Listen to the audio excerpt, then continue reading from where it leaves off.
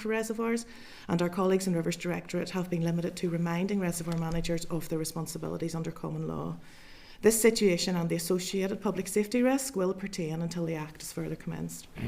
While some reservoir managers have taken action to improve the safety of their reservoirs, unfortunately many have not, and therefore a public safety risk remains to those properties and people who live in the inundation zone of a reservoir in the event of a reservoir breach. So this secondary legislation will introduce a proportionate regulatory and management framework for controlled reservoirs in order to protect people, the environment, the economy and areas of cultural heritage from the risk of flooding due to an uncontrolled release of water from a reservoir. In its absence, a risk to life and property remains. The Act provides that a reservoir manager is responsible for reservoir safety and provides for a reservoir safety regime based on industry best practice and includes a 5-step process of registration, designation, supervision, inspection and a requirement to undertake measures in the interests of safety. Integral to the management framework is the supervision and inspection of reservoirs by specialist civil engineers known as reservoir panel engineers. When the Reservoirs Bill was passing through the Assembly in 2015, the Assembly at that time considered the threshold for a controlled reservoir and voted for the 10,000 cubic metres threshold, which is about 4 Olympic-sized swimming pools. Flood mapping at that time showed that the reservoirs of this size could endanger lives in the case of a breach. It should be noted then that Wales moved to a 10,000 cubic metre threshold in 2016, with England currently working to amend and update their legislation to include reservoirs of 10,000 cubic metres and above. Scotland also have provision in their Reservoirs Scotland Act 2011 to move to 10,000 cubic metres, but this section has yet to be commenced in Scotland. Therefore, this legislation will bring Northern Ireland into line with other devolved administrations. Of the 176 controlled reservoirs in Northern Ireland known to the Department, approximately 68% are managed by a combination of Northern Ireland Water, local authorities and government departments, and 25% are in private ownership and 7% are managed by not-for-profit organisations. In the absence of the legislation, some reservoir managers are already voluntarily operating within the spirit of the Act, with the Department conferring on them responsible reservoir manager status. However, this is only an interim approach, and to reiterate, a public safety risk remains without the Act being fully implemented. The Department's proposals to further implement the Reservoir Acts were consulted on between November 21 and January 22, and the Department published its consultation response on the 27th of October 2022, just before the Assembly was devolved at that time. The consultation report was then subsequently provided to this committee in March 24 upon restoration of the Assembly. The main issues raised were included concerns regarding the costs associated with the introduction of the legislation and the potential for reservoirs being discontinued. In recognition of these concerns and that initial costs will be incurred for supervision and inspection by specialist engineers, this suite of legislation includes a permissive power for the Department to develop a grant scheme to help reservoir managers mitigate some of the costs of compliance. The grant scheme cannot be established until such times as the legislation giving the Department the powers to establish the grant scheme is in place. Northern Ireland is the only area in the British Isles where a grant scheme is being considered to assist reservoir managers meet their legal obligations. A draft consultation for the grant scheme for initial costs is currently being finalised for the Minister's consideration, and then a further consultation would be required in the future in respect of capital costs once inspections have been completed and further information is available on the scale and nature of the likely capital works required. Any grant scheme will of course be subject to business case approval and budget availability in future years. We have put 5 pieces of legislation before you today, and they are all intertwined and interconnected. And so by way of example, I thought it would be helpful if we just give you an example. So if we take the grant scheme, just to demonstrate the interconnection. So if we take the grant scheme, in order to give the Department the power to run the grant scheme, commencement order number 2 needs to be enacted. Before a grant can be provided, registration and designation is required. Both of these elements of the Act require commencement order number 1 to be commenced, and the Reservoirs Northern Ireland regulations then are also required to facilitate that registration process. In addition then, a reservoir manager will be required to appoint inspecting and supervising engineers from an agreed panel established by the Department. So this requires the Reservoirs Commissioning of Panel Engineers order to be commenced, and the Reservoirs Visits by Supervising Engineers regulations, notices and grants regulations which make provision for the supervising engineers' visits and the power to introduce the grant. So as you can see, all 5 pieces of the legislation are needed to facilitate those steps in order to bring forward not only the grant but the reservoir safety framework as well. So the Act, once fully commenced, will regulate the safety of controlled reservoirs to mitigate the possible flood risk, and without the Act fully implemented, a public safety risk remains to those properties and people who live in the inundation zones of a reservoir in the event of a reservoir breach. So we're happy to answer any questions you may have regarding the updated SL1s, but just as a reminder, you will appreciate that we may not be able to answer queries on individual reservoirs or reservoir managers if they fall under the National Protocol for Reservoir Information and Flood Maps, which provides guidance on the release of such information. Okay, thank you. I'm just going to kick off. Can you detail, obviously the department's main aim is health and safety and ensuring that that's paramount. So since 2015, what health and safety concerns have there been? Has there been any incidences that have been reported in that 10-year period? So responsibility for the Act only came to DFI in 2021, so I wouldn't have details before that. So it previously sat with the then DARD Rivers Directorate, came across as part of the organisation of the departments, I think, in 2016. But for some reason, the powers around this didn't come. They just came to us in 2021. So since 2021, has there been any incidences? I would need to speak to our Rivers colleagues on that. No, I would say I'm not aware of any incidences, but what I would say is the department have carried out some audits in that period, showing a number of reservoirs in a bit of a state of disrepair. So whilst we haven't had an incident, we know some reservoirs aren't in good condition. Okay, and then during your evidence there, you said flood mapping at this time. So I'm taking it that was flood mapping of 2015 that has been used. As we know, flood maps are continually changed and assessed. So the flood maps, once this piece of legislation if and when this legislation comes to be, is that the 2015 flood maps that you have been using, and are those correct? So that was a reference to the Assembly's decision-making process in 2015 at the time when they decided to bring in the 10,000 cubic metres threshold. So it's my understanding at the time, as the bill went through the Assembly, that those are the maps that would have been referred to then. The flood maps are part of the flood risk management plans, and they have been since updated and will be updated again with the next flood risk management plan. So there's a current flood risk management plan in place from 2021 to 2027 and a set of flood maps associated with those, which were published in 2021, I think. And then the flood risk management plan runs out in 27 and will be updated again, and there will be a process then in the third cycle of that to update the flood maps again. So the flood maps are updated quite a regular basis, taking into account climate change allowances, of course. Okay. Given the caveat of budget availability, what analysis has the department undertaken to understand the financial impacts on reservoir managers of the commencement of the legislation? So as I said, we're currently preparing a consultation and a business case for a grant scheme for introducing inspection costs. So we've taken a look at those in terms of the average cost of inspection costs. I think we probably have some indication of those costs. Rand, do you have those costs? Yeah, we think the total initial cost, which will include the appointment of a supervised engineer and an inspecting engineer, will come in somewhere between 5 and 10 grand.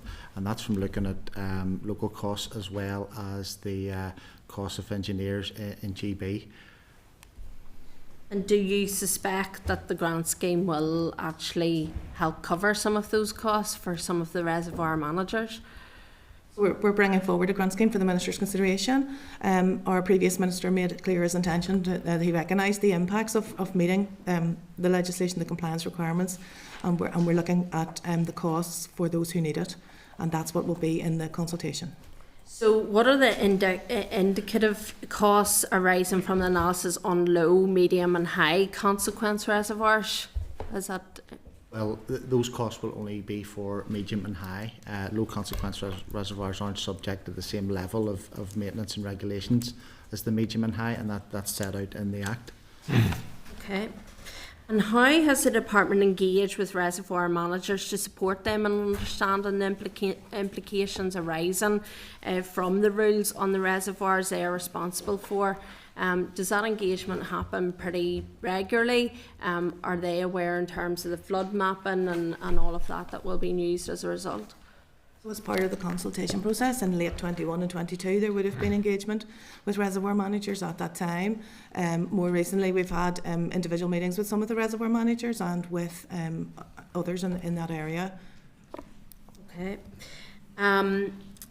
Do you think that that might be needed more at this moment in time to help them understand the implications of what's happening? Because there is a bit of a time there since 2021, and not everybody will have been engaged with since then, given, you know, it's only the consultation. I know our Rivers colleagues have worked quite extensively on a suite of guidance for reservoir managers as part of the incoming Act to assist them. So what are the potential consequences, or has it been scoped out by the department, should a reservoir be abandoned or discontinued? That was one of the issues that did come up in the consultation, and our Rivers colleagues are considering that. There is a requirement, that there is a consequence, that is a potential consequence, yes. Do you think that that consequence will be higher, given that a grant scheme may not be in place to help facilitate some of these reservoir managers in time, in a period of time? There's certainly no evidence of that to date. To date, yeah. Yeah. But it could be, you know, through engagement with reservoir managers. Would that be a consideration that may be coming up with potential reservoir managers, that they may be in a difficult financial situation? That has been recognised through the consultation, and as I say, that is why the previous minister and this minister made clear their intention to bring forward a consultation where reservoir managers will have the opportunity, obviously, to give us their views on that, but is bringing forward a consultation on providing grant support to help them meet their compliance under the Act.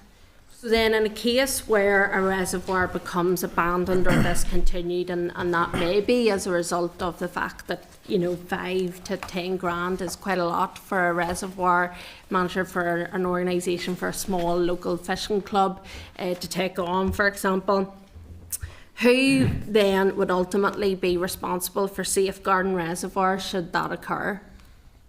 Well, as I said, this is a legislative framework about reservoir safety, so the first step would be to ensure that reservoir was made safe, and our Rivers colleagues, I would need to refer to them, but I believe the first step would be that the reservoir would be drawn down to ensure that it was safe. So would that be the department taking complete responsibility of that reservoir? There are no powers for the department to take on ownership of the reservoir under this legislation, but there are powers for the department to step in and make things safe. So then, who then would be ultimately? I'm trying to understand just what the consequences of that would be.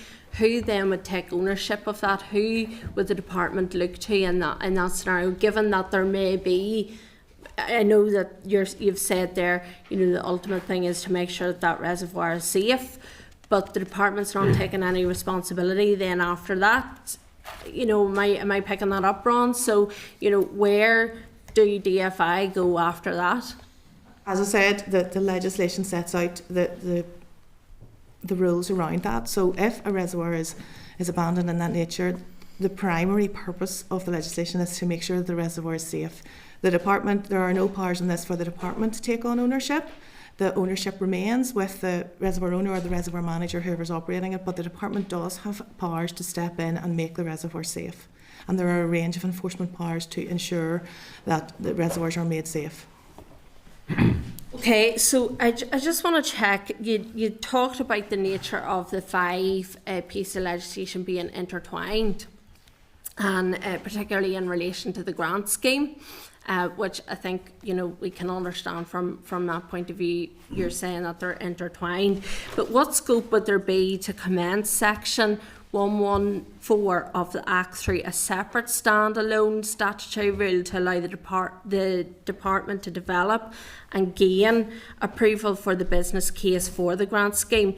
Is it a requirement under the 2015 Act?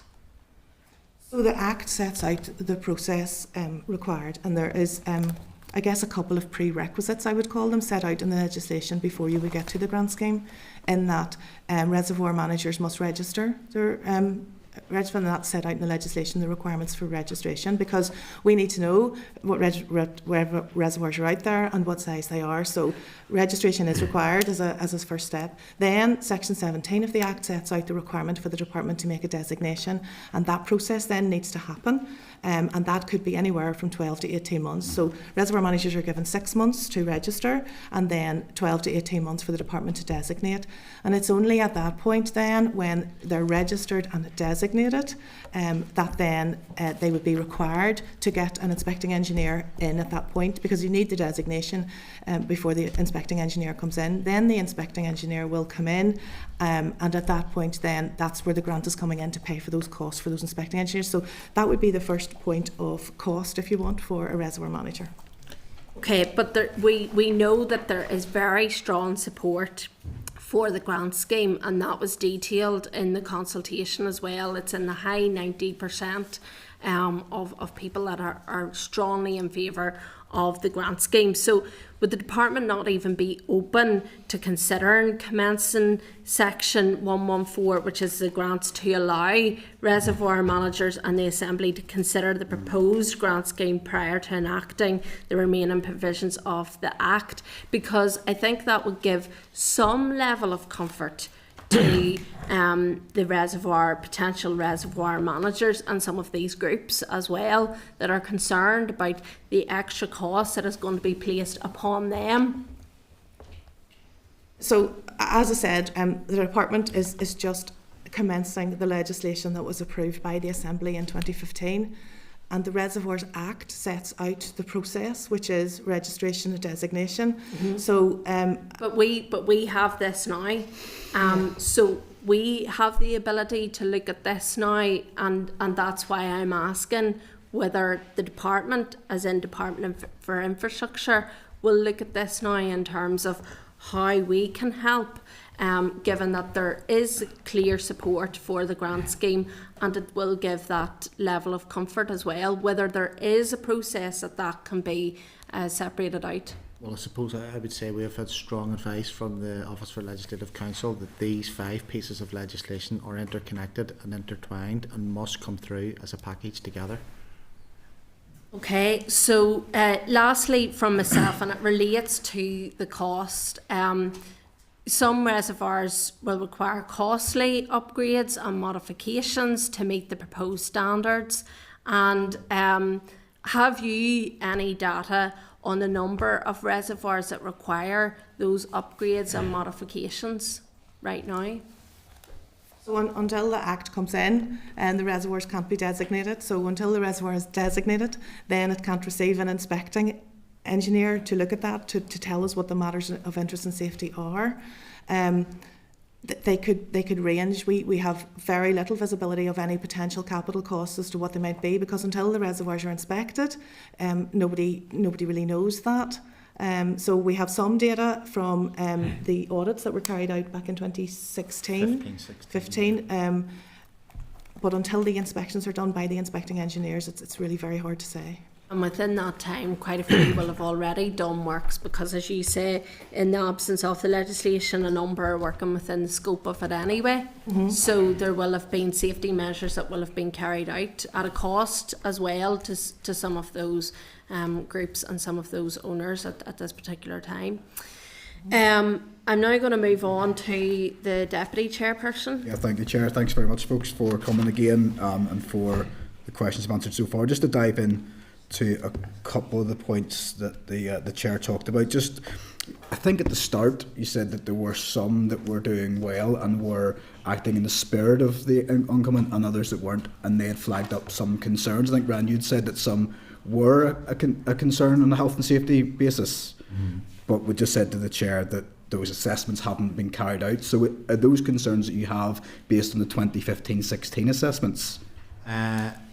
There has been audits carried out by the department, or visits carried out by the department since then. I don't have the details. It would be our Rivers Directorate who have the detail on that, because they carry that out. We are the policy side. Okay. But I know, I don't have them to hand. There was a number of reservoirs that were of grave concern. Because grave is quite a big word, and obviously health and safety is a massive issue here. And I know you haven't been in a position to carry out audits to anticipate potential costs, but those ones that are grave, is there any assessment as to what the financial implications would be, either through a grant scheme or for the reservoir owner and manager themselves, just to gauge, are we talking tens of thousands, or are we talking millions? Because I'm not a reservoir expert, and you guys are in, I'm not saying that you are, but you're certainly more knowledgeable than I would be. So I'm trying to get a flavour for how vast an issue this might be when we start to look at the engineers coming in and doing these audits. And are we talking multiple tens of millions of pounds here? We could be. We just Okay. don't know. This is about matters in the interest of safety. So the inspecting engineers are going in and identifying the matters of the interest and safety. They will be different for all reservoirs, and that's where the designation process is so important, because that inspecting engineer, the department will designate high, medium or low, and that in itself will help, I guess, prioritise in some respects those. But until an inspecting engineer goes in, there is no visibility of exactly what is required. I suppose, Alison, what I'm trying to say is somebody from the department has gone out and assessed the ones that are the worst offenders currently. And Ryan used the word grave, and we're talking about health and safety. So somebody must have done a back of a fag packet analysis on how bad the ones that are grave are. And there must be a flavour for, are we talking to, I know what you're saying about the process needs to happen, but somebody must be saying, do you know what, this is really bad here, and this is going to require millions of pounds, despite this legislation coming in or not. And if they're not going to do it, the department's going to do it. I'm just trying to get a flavour for how bad that might be and how costly that might be. But that, you were saying that hasn't been done in terms of someone doing a rough costing at this stage?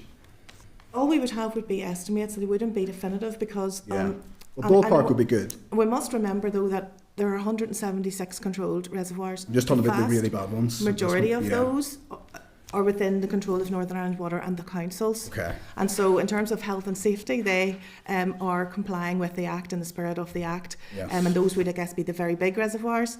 And just to be clear, that the grant is probably only going to be proposed for the smaller reservoirs, and again, those who need it. So we would have a smaller percentage in the private and not-for-profit sector. Right. And are they the ones then that are the worst, most concerning at this moment in time? I can't stand it. This was a report done by our Rivers colleagues. I mean, we can get that to you. No bother. It's more just because I know how under pressure the department is. So I suppose what I'm trying to get my head around is, when this comes in, how vast the problem's going to be for either the owners and managers, who might be running to standstill financially, or ultimately the department, because as you've said, the department is the one, if the owners and managers can't implement the work that needs done, who are going to pick up the pieces. The department has powers to ensure that the reservoir is made safe. Right, and it'll be the ones that are in the worst state right now, if they can't be done by the owners and managers, that the department will be fixing. And that's where I'm trying to get a flavour for, are we talking tens or hundreds of millions of pounds here? And that's, I suppose, the most concerning. Just moving on, the Reservoirs Visit Supervisors, Engineers, Stop Notices and Grants Regulation, which is a bit of a mouthful. In terms of the supervising engineers that are appointed, how are they identified? How are they qualified? How many are there? Do we have them here? Are they coming in? And in terms of the frequency of the assessments, how has that been gauged to be? Is it 12 months for high consequence, 36 for medium? How was that done? Is that based on elsewhere in terms of how they're done? Well, that's a lot of questions. So interconnected. Ryan, I'll pass over to you. I'll try and keep the first part. In terms of the engineers, where we're getting them from, we are extremely light here. Okay. But what we have set up with ICE, the Institute of Civil Engineers, is that in advance of the Act coming in, we have an agreement with them that their current panel engineers who work under, I think it's the Reservoirs Act 1975, that covers England and Wales, they will go out to them and see who wants to put their hand up and be considered for appointment over here. Yes. And for first appointments, anybody who is qualified under the legislation in England and has shown the correct qualifications and experience, etc., will automatically be valid to come over here and take appointments over here. Okay. So we will be covered, all being well, for panel engineers here.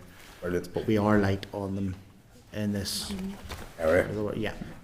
So part of my question is probably very, very long. How have you assessed then that frequency as being the right frequency? Is that based on elsewhere in these islands in terms of 12 and 36 months, or is that just something that the department is gauged to be the most appropriate? I'm not sure that came back. That was brought through in 2015. It's the 12 for the I cut one visit every 12 Yeah, months for high 36 months consequence. for medium. 36 I think it is Yes. for the medium, Medium and consequence. then if your reservoir is deemed of an acceptable standard, that 12 for the high becomes 24, Okay. and I think it becomes 60 months then for the medium consequence. So that's once every 5 years, once every 2 years for a supervising engineer. Okay. Just two more small points. The chair raised about communication to date. Once this comes in, then how does the department plan to continue to raise awareness and communicate with reservoir owners, managers, and the public, I suppose, to raise awareness of what's going on and how the scheme will look and how the grant scheme will look?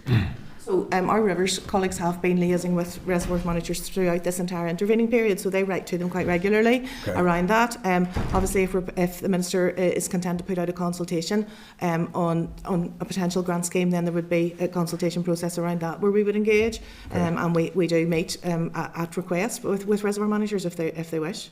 Okay, that's great. And the final thing then, prior to 2021, DARD were in charge of these, and the chair had asked whether there were any concerning health and safety breaches. You're not aware of any since 2021. Is there any way of liaising with DARD just to see whether there were locations where incidents had popped up in the past, that maybe a plastic and plaster solution had been found, and that they would be the ones that we most want to have eyes on, I suppose? We can ask our Rivers colleagues, because actually at that time in 2015 Rivers were part of the then DARD, yes. And then they came across to us, so I think we could probably go back and ask our Rivers colleagues, because I think there would probably be some of them that were there in 2015 and came across to DFI in 2016, just to get a flavour for so we those. can ask them if they can find some stuff from historical records for you. Okay, no problem, that's all That'd from me at this Sorry for that would have been useful just for the committee to have that. Yes.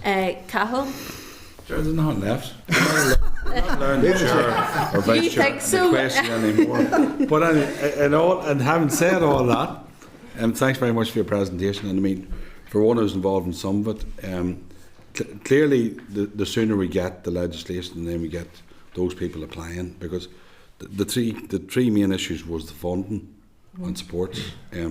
Obviously, there's an issue of the anglers, which the chair has mentioned, the concern, besides the safety element, but those who manage or use the reservoirs in some way.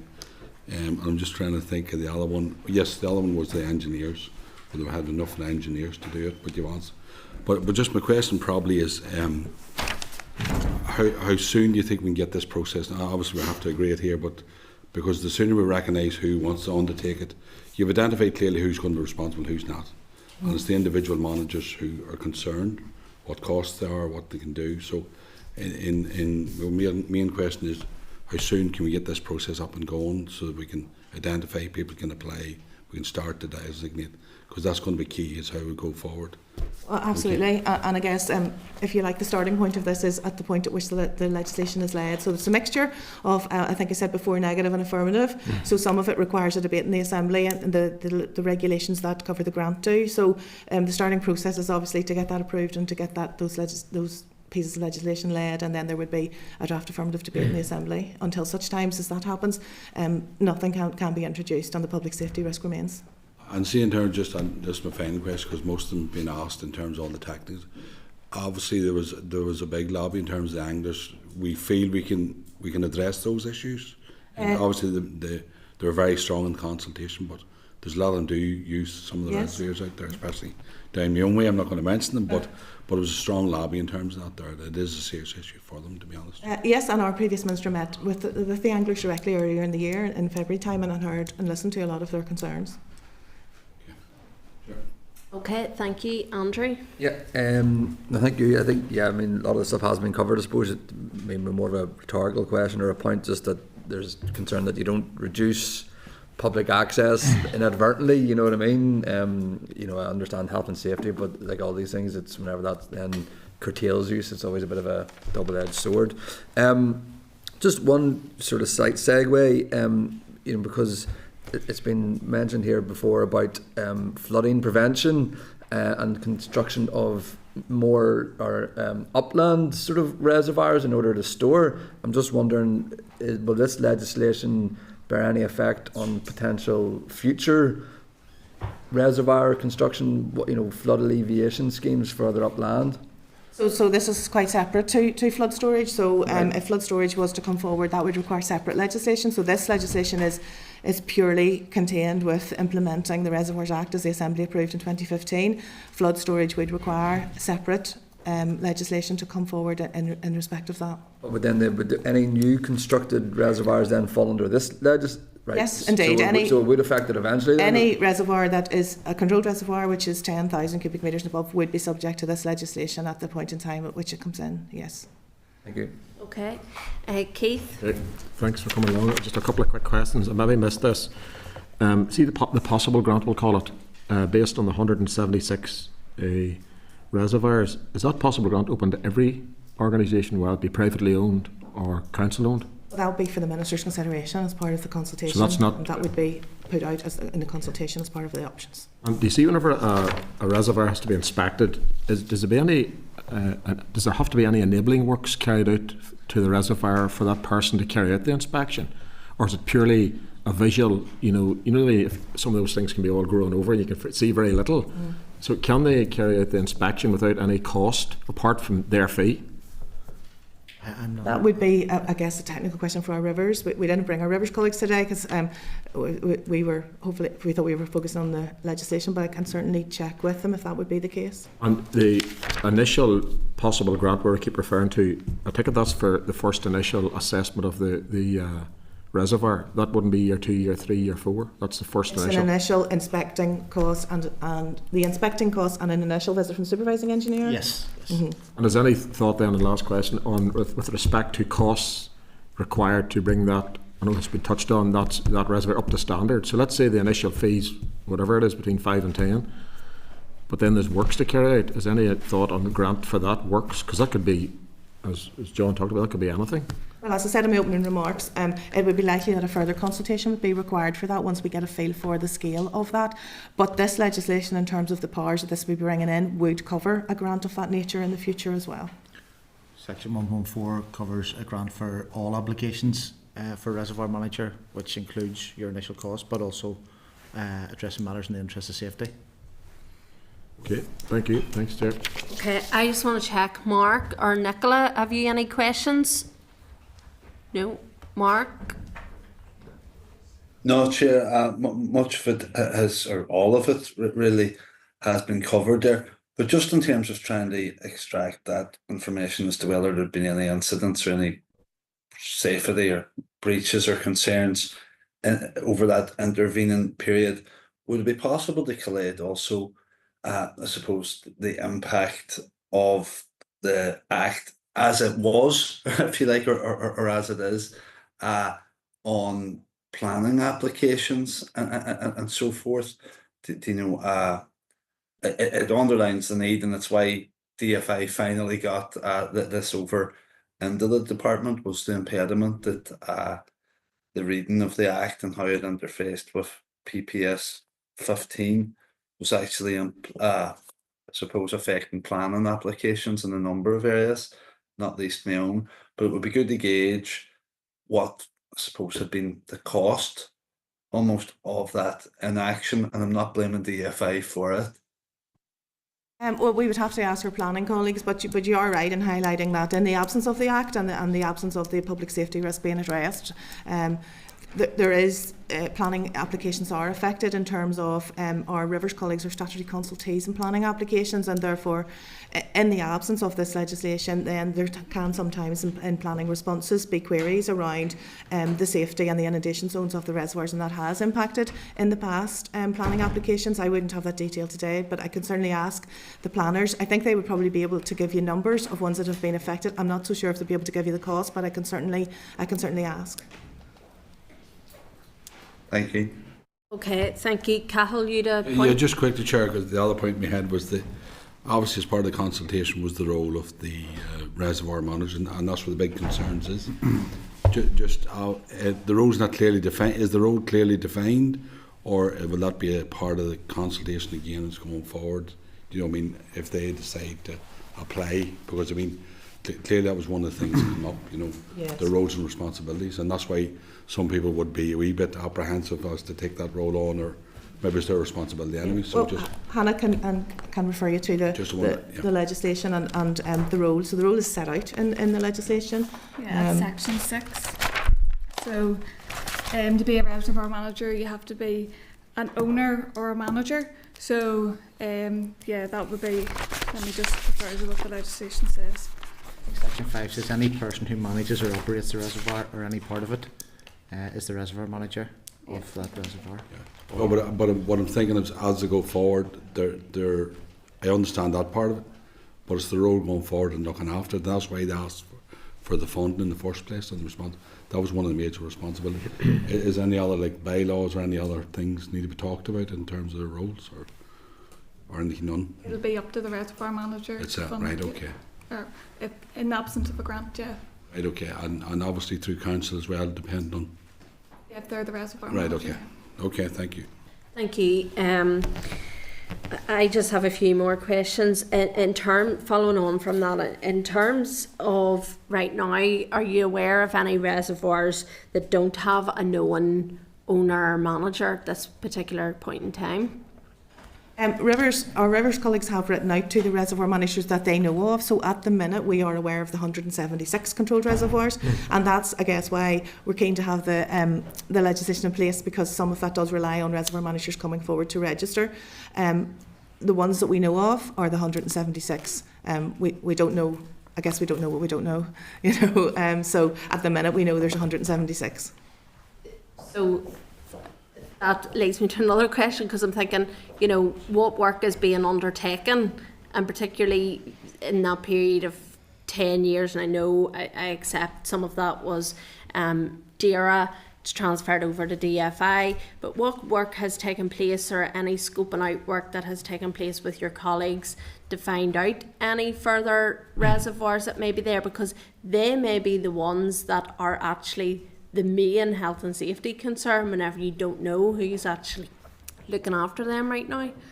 I can certainly go back to our Rivers colleagues and check, but I do know that they have done a lot of work in the preceding 10 years, and I think they're fairly confident that they've got most of the controlled reservoirs. But I can certainly ask if they have any further update. But we would ask; they would be telling us, you know, the controlled reservoirs. So they would be aware of 176 at the moment. Okay, can I just check out, in terms of the volume, which we know is 10,000 cubic metres for a reservoir, how is that volume calculated, and how frequently is that undertaken, and how does this compare with calculations used in other jurisdictions, and how accurately is you know, can this be calculated? The 10,000 threshold was agreed by the Assembly back in 2015, and I think that's the volume. I'm not technical, I'm not an engineer, but that's the volume that reservoir engineers generally agree that if there was an uncontrolled release of water as a result of reservoir failure, has the potential to result in the loss of life. Yes, so that was what was agreed, but I'm asking, how is this calculated to understand the reservoirs at present that fall under that? That's what I'm trying to understand. So the technicalities of how that is calculated is set out in the set of regulations, and our Rivers colleagues would be over the fine technical detail of that. We couldn't answer those technical questions today, but I can get Rivers to write to you on that. Yeah. In terms of other jurisdictions, Wales moved to 10,000 in 2016 from the 25, and England are currently going through a reform period where they're moving from 25 to 10 as well. Okay. Scotland also have provision to move as well, so they could at some point too. Sorry, I missed that. Scotland also have provision to be able to move to the 10,000 cubic metres too. Okay.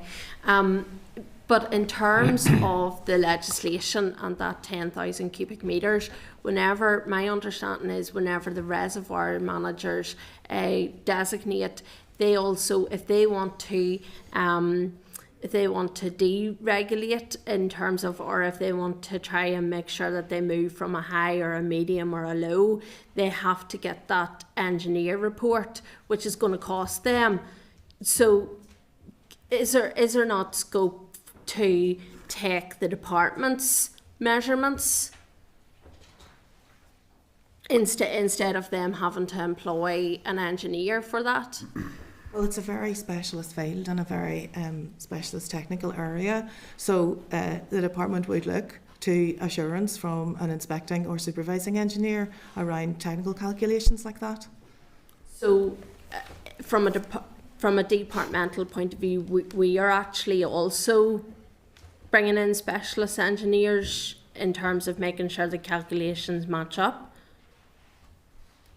Will we be Technical area that I can't answer questions on. Okay. I would have to refer to our Rivers colleagues for that. And can I just check, has there been any pushback or disputes with the methodology or approach in terms of calculating reservoir volumes, or with the reservoir managers or owners that you know of at this moment in time? Again, Rivers colleagues would deal with that type of technical detail. I wouldn't be aware of any of those at the moment. Our Rivers colleagues would lead in those types of discussions. Okay, the Deputy Chair is looking back Thank you. in. I'm sorry for coming back in, but I just want to get my head around a point. You'd mentioned, Alison, that in a situation where a reservoir owner or manager is either unable to or doesn't do the works that needed to be carried out to bring it up to an acceptable standard, health and safety wise, that the department will step in and make good effectively on that reservoir. The department will step in the interest of safety. Yes, that's what I mean. So where they don't do it, if there's a safety concern and the owner or manager doesn't do it, the department will step in. Does that currently happen, or will happen on the back of these regulations? So that power to do that is contained within this bill. Yes. So the commencement is required Before to that can enact happen. that, Will yes. that then require the department to have a budgetary code set aside each year specifically for the what if that happens? If you see what I mean, going forward? So will there have to be a pot of money set aside, given that that could be quite a costly experience potentially? Will that be something that the department have to factor into its budgetary processes? Well, in the event that an emergency developed, then that would be funded. And I mean, we deal with lots of emergencies and flooding and what have you. And, Yes, so and come out there's with a flooding budget mechanism for potentially, that. their capital budget. But just to be clear, the department's role is to step in the interest of safety. It isn't to step in and do the works per se. It is to make the reservoir safe, which may be as a first step to drain it down, as opposed to doing the work. So I think that's an important clarification. Right, okay, so that might be all that happens is they go in, insist that it's drained away and then put an enforcement, for example. Do you have the power then to enforce onto the owner to carry out the works that needed to be done on the back of that? The enforcement provisions, I think we provided those to you the last time we were here. There's a range of enforcement provisions and the department can issue stop notices, and there's enforcement around what happens if the stop notices don't take. But those are very operational matters for our River colleagues once the No, that's been really legislation's useful. enacted. There's a bit of ambiguity in my head around whether you would actually carry the work out or just get it to be made safe. So This is about the purpose of the legislation is Yes. about Make providing safe. a reservoir safety framework Yes. and ensuring that the public risk there is reduced as far as possible. But as I said earlier, in the absence of the legislation, that yeah, public nothing can be safety done. risk Okay, remains. that's grand. Thank you so much. Thanks, Chair. Okay, thank you. Sorry, I do have more points to raise here because, look, coming from Fermanagh and South Tyrone, there's a lot of waterways around my area, but it is important because what we are trying to scope out here from a committee perspective is, yes, we have the legislation in front of us, but what we're trying to scope out is the potential unintended consequences of what this legislation will mean. And that's why we are asking these questions, which may be technical in nature, resulting from some of your, in terms of some of your colleagues in Rivers, but this is what we need to do to make sure that it works, that the legislation works for people that are on the ground that we represent. I just want to go back to the legislation regarding the grant scheme. And you'd said there that OCL had given obviously the strong evidence that the 5 pieces have to come together and are intertwined. But as you've heard today, quite an awful lot centres around that grant scheme, and I suppose that's why I'm looking at it. If there is such a concern with health and safety, and there is a need to make sure that health and safety is adhered to, why can't that registration, designation, all of that be implemented and the grant scheme then separated out? Was that part of the deliberations with the OCL in scoping out whether that is a possibility that can be extracted out? So in order to enact this piece of legislation, there are very few clauses that have been commenced. So as the first step is the commencement orders in order to commence those and the regulations. If we were to bring forward the set of regulations for the grant standalone, I'm not really sure how that would work, because if we didn't have people registered and designated, the grant would have no purpose, because people have to be registered and designated before they can get an inspecting engineer to come in. So the grant is a concern for an awful lot of the smaller not-for-profit voluntary sort of organisations, and for me, some of the unintended consequence of this is there is actually no safeguard. There's no guarantee that that grant scheme will be brought in for those groups. And so whenever it comes to registration, an awful lot of them groups are going to walk away. So, because there's nothing there that says to them, I will definitely be able to fund this. I will definitely have, I mean, we don't even know, there's a consultation, we don't even know the time scale of that consultation. Is there any indicative time of when that consultation may come out? we're just finalising it, and then it'll go to the Minister for consideration. But I guess maybe just a general point. The grant scheme in this context is quite unusual. So normally bringing in legislation and being compliant with legislation is enough of a driver to drive the action that's required. In this case, the grant is funding something that reservoir managers will be required to do under legislation. That's an unusual situation, and as I think I said in my opening remarks, it is the only area in the entire British Isles that is proposing that measure. It is a permissive power under section 114, but the Minister has indicated, the previous Minister and this Minister, that they recognise that there is a consequence, and therefore is bringing in a grant to try and mitigate that. But in order to provide a grant to any of these reservoir managers, the reservoir needs to be designated in order that it can be inspected. Okay, well, look, I think, I don't see anybody else. Sorry, I'll go to Keith here first. I appreciate the point, you have to be registered and designated, but at that point in time, say I own one which I don't, and I register and designate, I've put my hand up, I own this thing. Yes. Oh, sorry, you're not getting a grant now. You're in a financial position straight away. And I appreciate you still have a responsibility, but there need to be some assurance, depending on what the definition of insurance is, that there'll be financial support to assist these organisations, because the minute they register and designate, that's it. The grant doesn't come. And I think the previous Minister did state publicly that he is aware of the consequences, but that in the interest of complying with managing public money and ensuring better value for money, it is essential that the grant is only provided to those who need it. And just to say, it is caveated around the grant scheme that it's down to budget availability, and we know that the budget in the department we're cash strapped. It's a concern. It is a concern for me anyway. Cathal?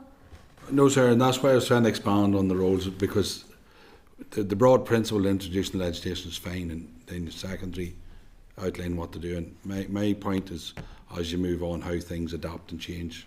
We've learned a lot of things through consultation, so need to be clear now. I understand the principle. You need to bring legislation in, because to be fair, the grant is a good idea, and we are strapped in budgets, Chair, but that was the whole fight and argument at the time the original bill was, because the legislation could be brought in to certain adherence to people what they have to do now anyway. But my thing is the grant. But my point is, we need to find out all the stuff we talked about the Rivers Agency, a more technical detail. I'd like that sent through as well to see, because there's been a lot of discussions there. There are more over the technical stuff, and the Chair has raised a number of points there, and it was raised at the time of the previous consultation as to what raised its head. But I understand, for some of us who've done the legislation, we understand the commencement, but we need to look at that seriously if we're to move that on fairly quickly, because the responsibility will go back onto some of the regulations that are there now as it exists. Yeah. So that's the point as well. So, but like I say, I'd like to see that information from the from the Rivers Agency in terms of what the chair has asked previously. Again. Just in relation to the grant, maybe to add to that, so under managing public money and the compliance requirements of that, we can't provide a grant in advance of need. We can't make commitments in advance of budgets being available, and that's the same for everybody.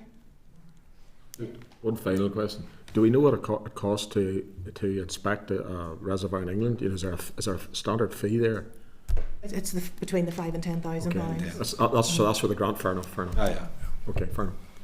Can I just double check, what, if any, powers does the department have if somebody doesn't designate?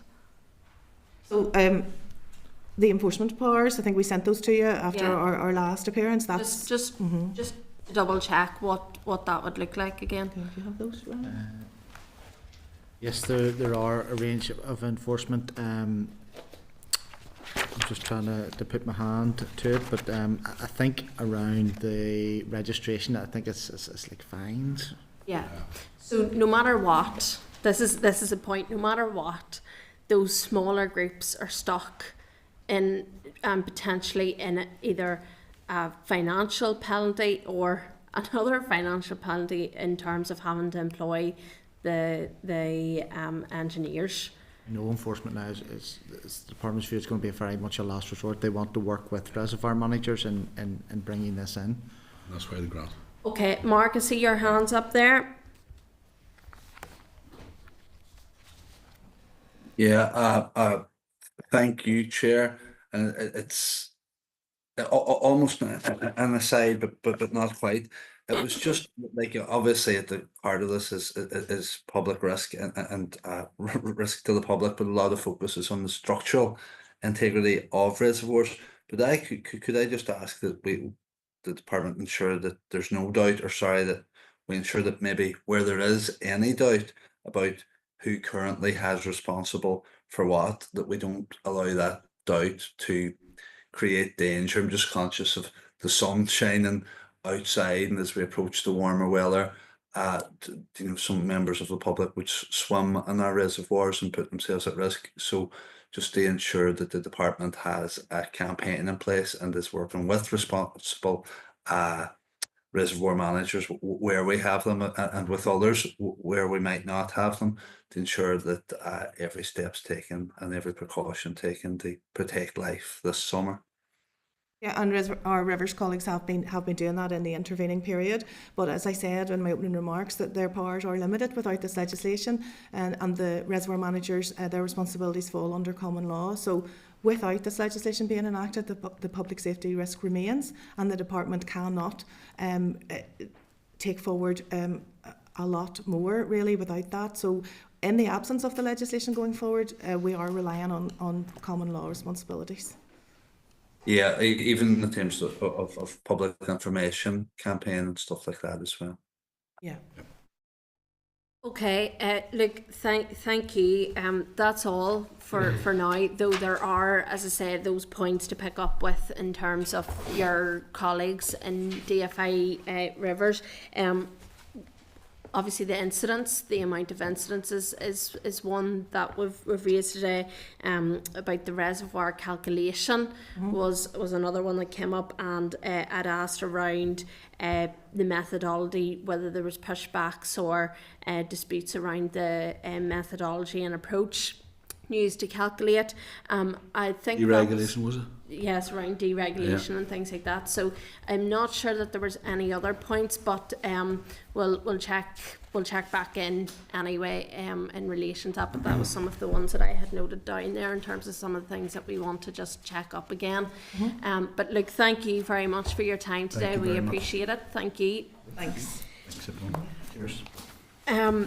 Members, as you know, we will be having another evidence session in relation to the Reservoirs Act as well. So in terms of those stranglers who'll be coming in as well. So today wasn't for us to decide upon them, it was obviously to gather some evidence in relation to the legislation that's before us. So does anybody have any comments or anything that they want to check in on or check up?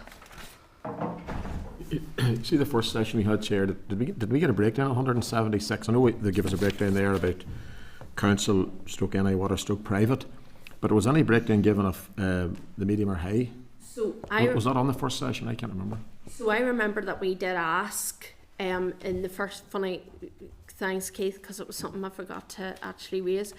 In the first session we did actually ask for the breakdown of the figures, medium, low, high, I think.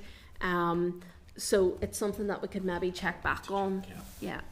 To get that. John covered the point. So if you have 100, it'd be good to get a sort of a wee synopsis of that 176 again. Who owns what? A wee table, and what they guesstimate as low, medium, and high, because that would determine grant. That grant could be, for argument's sake, 10,000 for each one, or could it just be 3? We don't know. We don't know. But they're about to have an idea of what a guesstimate of what's medium and high risk. Yeah. Yeah. So we'll get that checked out, because it was something that we did ask for in the very first session that we had on this back in November, I think that was. So we'll get that checked out again, Keith, to get that information. Is any other points? I suppose it was just back to my point, Chair, that I raised. Maybe I did it in a poor manner, but what I was trying to tease out was one of the officials talked about the grave concerns that they had regarding some of these relating to health and safety, and I suppose I'm trying to get my head around how grave and how imminent is that problem likely to be? Is it, are we talking like almost immediate, because grave's a pretty big word, and secondly, somebody must have done a calculation, ballpark figure, what we're talking about here. If someone's been out and assessed it as grave, they're the ones I'm concerned about, not the ones that are low risk and maybe need a little bit of this and that. I'm talking about the ones that are the most concerning to the department right now, where someone has had eyes on to it and gone, this is really needing flagged up and needing done. And are we talking that maybe something needs done before this legislation comes in, or these regulations come in? And what does that cost? I don't feel like I'm any the wiser. I'm not an expert. I don't know how much it costs to make a reservoir right if it's wrong, but somebody must have an idea. Yeah, well, I'll refer to the clerk in a minute, but I know of one example in my constituency where I have been working with that group, and they have been classified as high consequence. And they have done an awful lot of work in the intervening periods of time, which was planned, but they have done an awful lot of work to ensure that their safety is of a very, very high standard. Those people care for that area. They and there is like virtually, if you were there, you could see it for yourself. Like there's virtually no risk around that, because of the safety measures that they have done.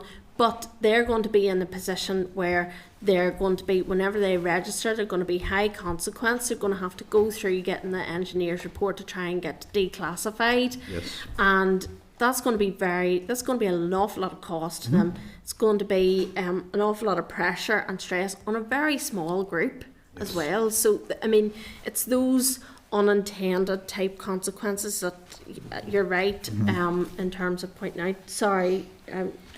If you want to come in. Nice, thanks, Chair. It was just in the course of the evidence, and I think officials had actually referenced to some audits that were undertaken in 2016, and that obviously, I mean, there's a degree that the department doesn't have definitive data until the commencement of the Act.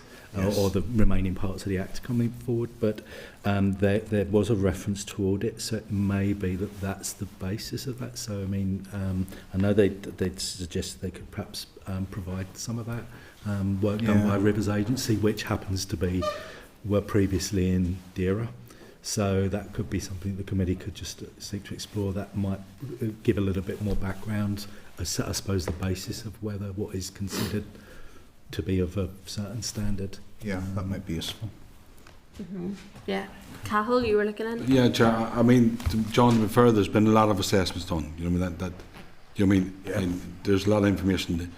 The thing for me was to see the grants issue, because it wasn't on the radar at the very start. And to be fair, all the lobby and all the stuff, because I met many in Angler too, and they were very, very concerned. So, but the Rivers Agency probably should have been up today to answer, some of the questions that come raise his head. But if we get that information back, but I understand it is caught between the responsibility, you own it, So you apply and then we'll get. But I'd say the grant system. Hopefully the grant stuff will work out. But like I say, let's get the other answers, and then you said the anglers are coming up as well, and we'll see. Yeah, I mean, it's about us understanding what will actually happen behind the legislation, and you know, for not doing that, you I know, have a fair idea what's going to happen, Chair, but I mean, that's to say the grants issue is an issue for them. yeah. There is that for sure, you know what I mean? But I'd like to know how many, you asked how many officially, you know what I mean, out of the 176. We'll try to break those numbers down. So maybe we could ask the Rivers Agency, they have all that detail, that's what my impression, yeah, let's get that detail out, you know. Okay, well look, we'll still be continuing to look at it, and as I say, we still have the evidence sessions that are coming up as well, and I would say we'll probably have the department back maybe again in relation to the evidence that we're taking, because we need to make sure that we just have it right, because it is legislation, and obviously balancing the health and safety aspects as well. Okay, look, we'll move on. Item 8 is report on funding water infrastructure in Northern Ireland. It's the Northern Ireland Audit Office oral evidence, so at page 250 with the Northern Ireland Audit Office cover letter. At page 251 you'll see the Northern Ireland Audit Office funding water infrastructure in Northern Ireland written evidence. We welcome to the committee Ms Colette Keane, Director of the Northern Ireland Audit Office, and Mr Michael Heery, Audit Manager at Northern Ireland Audit Office. You're very welcome to the committee today. We appreciate your time. We thank you for coming with us today. Cathal, sorry. I'll take the opportunity to declare it now, Chair, I'm a member of the PAC. Perfect, no problem. I was a member of the PAC when the audit report was published. Perfect, thank you. So, as per usual, look, we obviously have the report. So members have went through that whenever it was first published as well, I am sure, and we have it in our packs today. So if you don't mind, I'm just going to let you briefly outline in an opening statement for 5 minutes, and then I'm going to come to members' questions. Thank you. No problem. Thank you. So I'll start off, and then I'll pass over to Michael. So just to say thank you very much for the invitation today. And we are very aware that this subject in particular remains one of constant focus for this committee, for the wider executive and the public. We published the report in 2024, March 24, just over a year ago.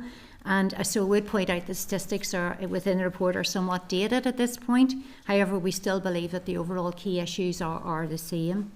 The report itself is not our usual form of a value for money report, which we normally would produce, but rather a landscape review on how investment in water infrastructure has been managed over the last 2 decades. The report is a factual account really of how water, sewage and wastewater infrastructure investment is managed within the current policy context. And there's a couple of points I would really like to highlight to this committee in respect of the context of our report. So firstly, the legislation which establishes the role of the Controller and Auditor General, or the CNIG, does not permit her to question the policy objectives of any department. Therefore, the report itself has looked at the impact of those policy decisions which have been made, and Michael will highlight those to you. And secondly, I would also advise the committee that we are not the auditors of NI Water, but we are obviously the statutory auditors of the department. Members will note that whilst we do not raise any formal recommendations within the report, we have identified 2 key matters. Firstly, we have recognised in this report and other reports of our office that our office has produced the need for better coordination and management of infrastructure investment. And members may be aware of other reports, for example, major capital projects, etc., which touches in this area. And therefore, we think it is critical that all relevant stakeholders work towards the establishing arrangements to make this more effective. Secondly, and perhaps more specific to this report, we call for the Department and NI Water to complete a comprehensive review of the alternative funding and governance arrangements led by suitably qualified experts. This comes on the basis of the findings of the report, which clearly show a system under significant strain due to inadequate investment in water infrastructure over a number of years. So I'm going to ask Michael to highlight key parts of the report. So thank you. So I was just intending really to draw the committee's attention to 3 particular areas of the report. So the first of those are the issues that the report identifies that originate and arise from the establishment of NI Water that have created legacy problems since then. So within the report, we describe the process by which the proposal to establish NI Water as a company was formed, and describe the process by which the original proposals made by the Direct Rule Administration were amended. We also draw attention to the work of the Independent Water Review Panel and its recommendations about how water infrastructure should be self-financing, and the risks it identified to the long-term sustainability of the arrangements that were being set up in 2007.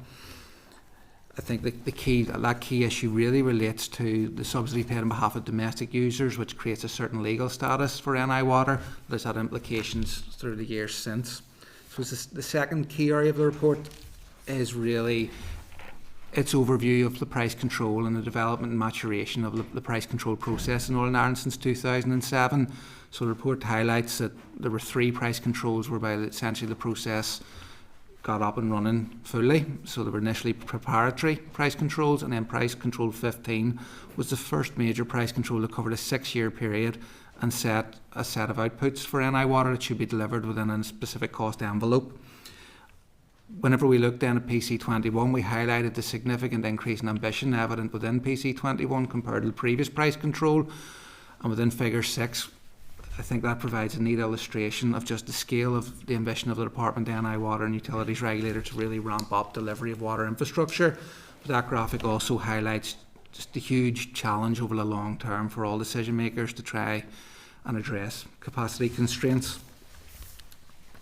Finally, I suppose the third area to draw attention to is the report highlights concerns about the achievability of PC21 over its lifespan, and then delivering the sustained level of high investment needed over the following decade.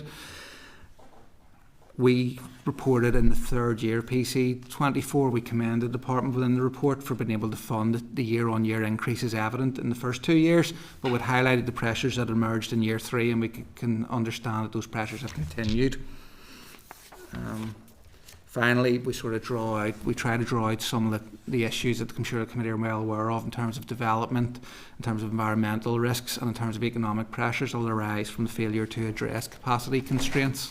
So I think that's a lot of time. No, that's great. Thank you very much. We appreciate it. There'll be questions, I'm sure, which will bring out some elements of the report. I'm just going to kick off in relation to, I noted in your report it says that you would encourage the Department and Northern Ireland Water to complete a comprehensive review of alternative funding and governance arrangements led by suitably qualified experts. So I suppose, how frustrated are you that hasn't come to be at this point in time, and who would need to be involved in leading that review? Who would be the suitably qualified experts that you think could help in terms of the Department and NI Water looking at that? So within the report we highlight the 6 reviews that have taken place, which we didn't look at in any real detail. We didn't certainly quality review those, but I suppose what we looked at from the point of view of those 6 reviews was really the outcome, and we didn't see any tangible outcome from those.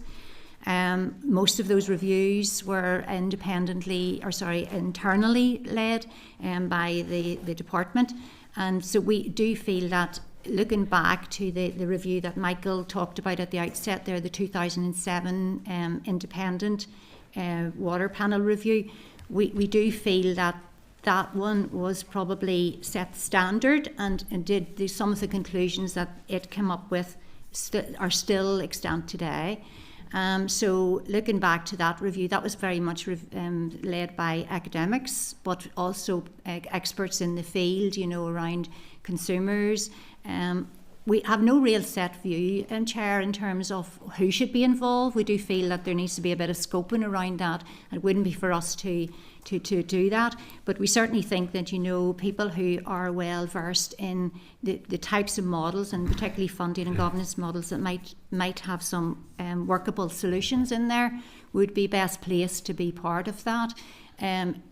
Could it possibly need to have some civil engineers, as well? This is a very complex area, potentially as well. But overall, we don't have really set views. We just feel that there needs to be the expertise partially reflected. That was back in 2007 in that independent review that was carried out. Okay, thank you.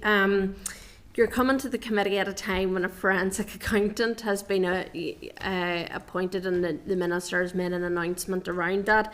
So I'm just interested in terms of your assessment of that in relation to the report that yourselves conducted, and does that point to better governance of water infrastructure, how it's being funded, how money is being spent? Well, as I said at the outset, Chair, we're not the auditors of NI Water, so we don't have an in-depth knowledge of their spending or any of that, and we don't carry out those audits. So we have used the figures that have been provided to us within this report. I really couldn't comment any further than that, to be honest, at this point. So okay, and in terms of the, I obviously noted the efficiency gap, and in 2008 the efficiency gap was 48% compared to 5.7% reported in 2018-2019. So it's there's been quite a reduction there in terms of the efficiency gap. Interesting to see whether that has changed now since that period of time. But what efficiencies or inefficiencies were identified? I believe so the efficiency gap is essentially a composite measure of a range of different performance indicators applied to NI Water and compared to water companies in England and Wales. Now there's significant geographical differences, as I understand it, in Northern Ireland that result in it's not a direct like-for-like comparison. It has to be adjusted. So I believe the types of measures that go into it are in Appendix 1 of the report. So essentially the overarching figure that's in the figure within the graph is that the high level sort of gap between the efficiency being achieved, or the gap between the efficiency being achieved by NI Water versus its comparable companies. So it's not a single, a measure of just one thing, but the types of things would be, throughput of pipes, leakage rates, all these things that add up to ultimately the overall efficiency of the company. Yeah. I suppose it's interesting in the context of that efficiency gap being closed given the funding, and it still would have been quite stretched funding at that particular time. Was that something that came up from an NI Water point of view of the importance for them of closing that efficiency gap?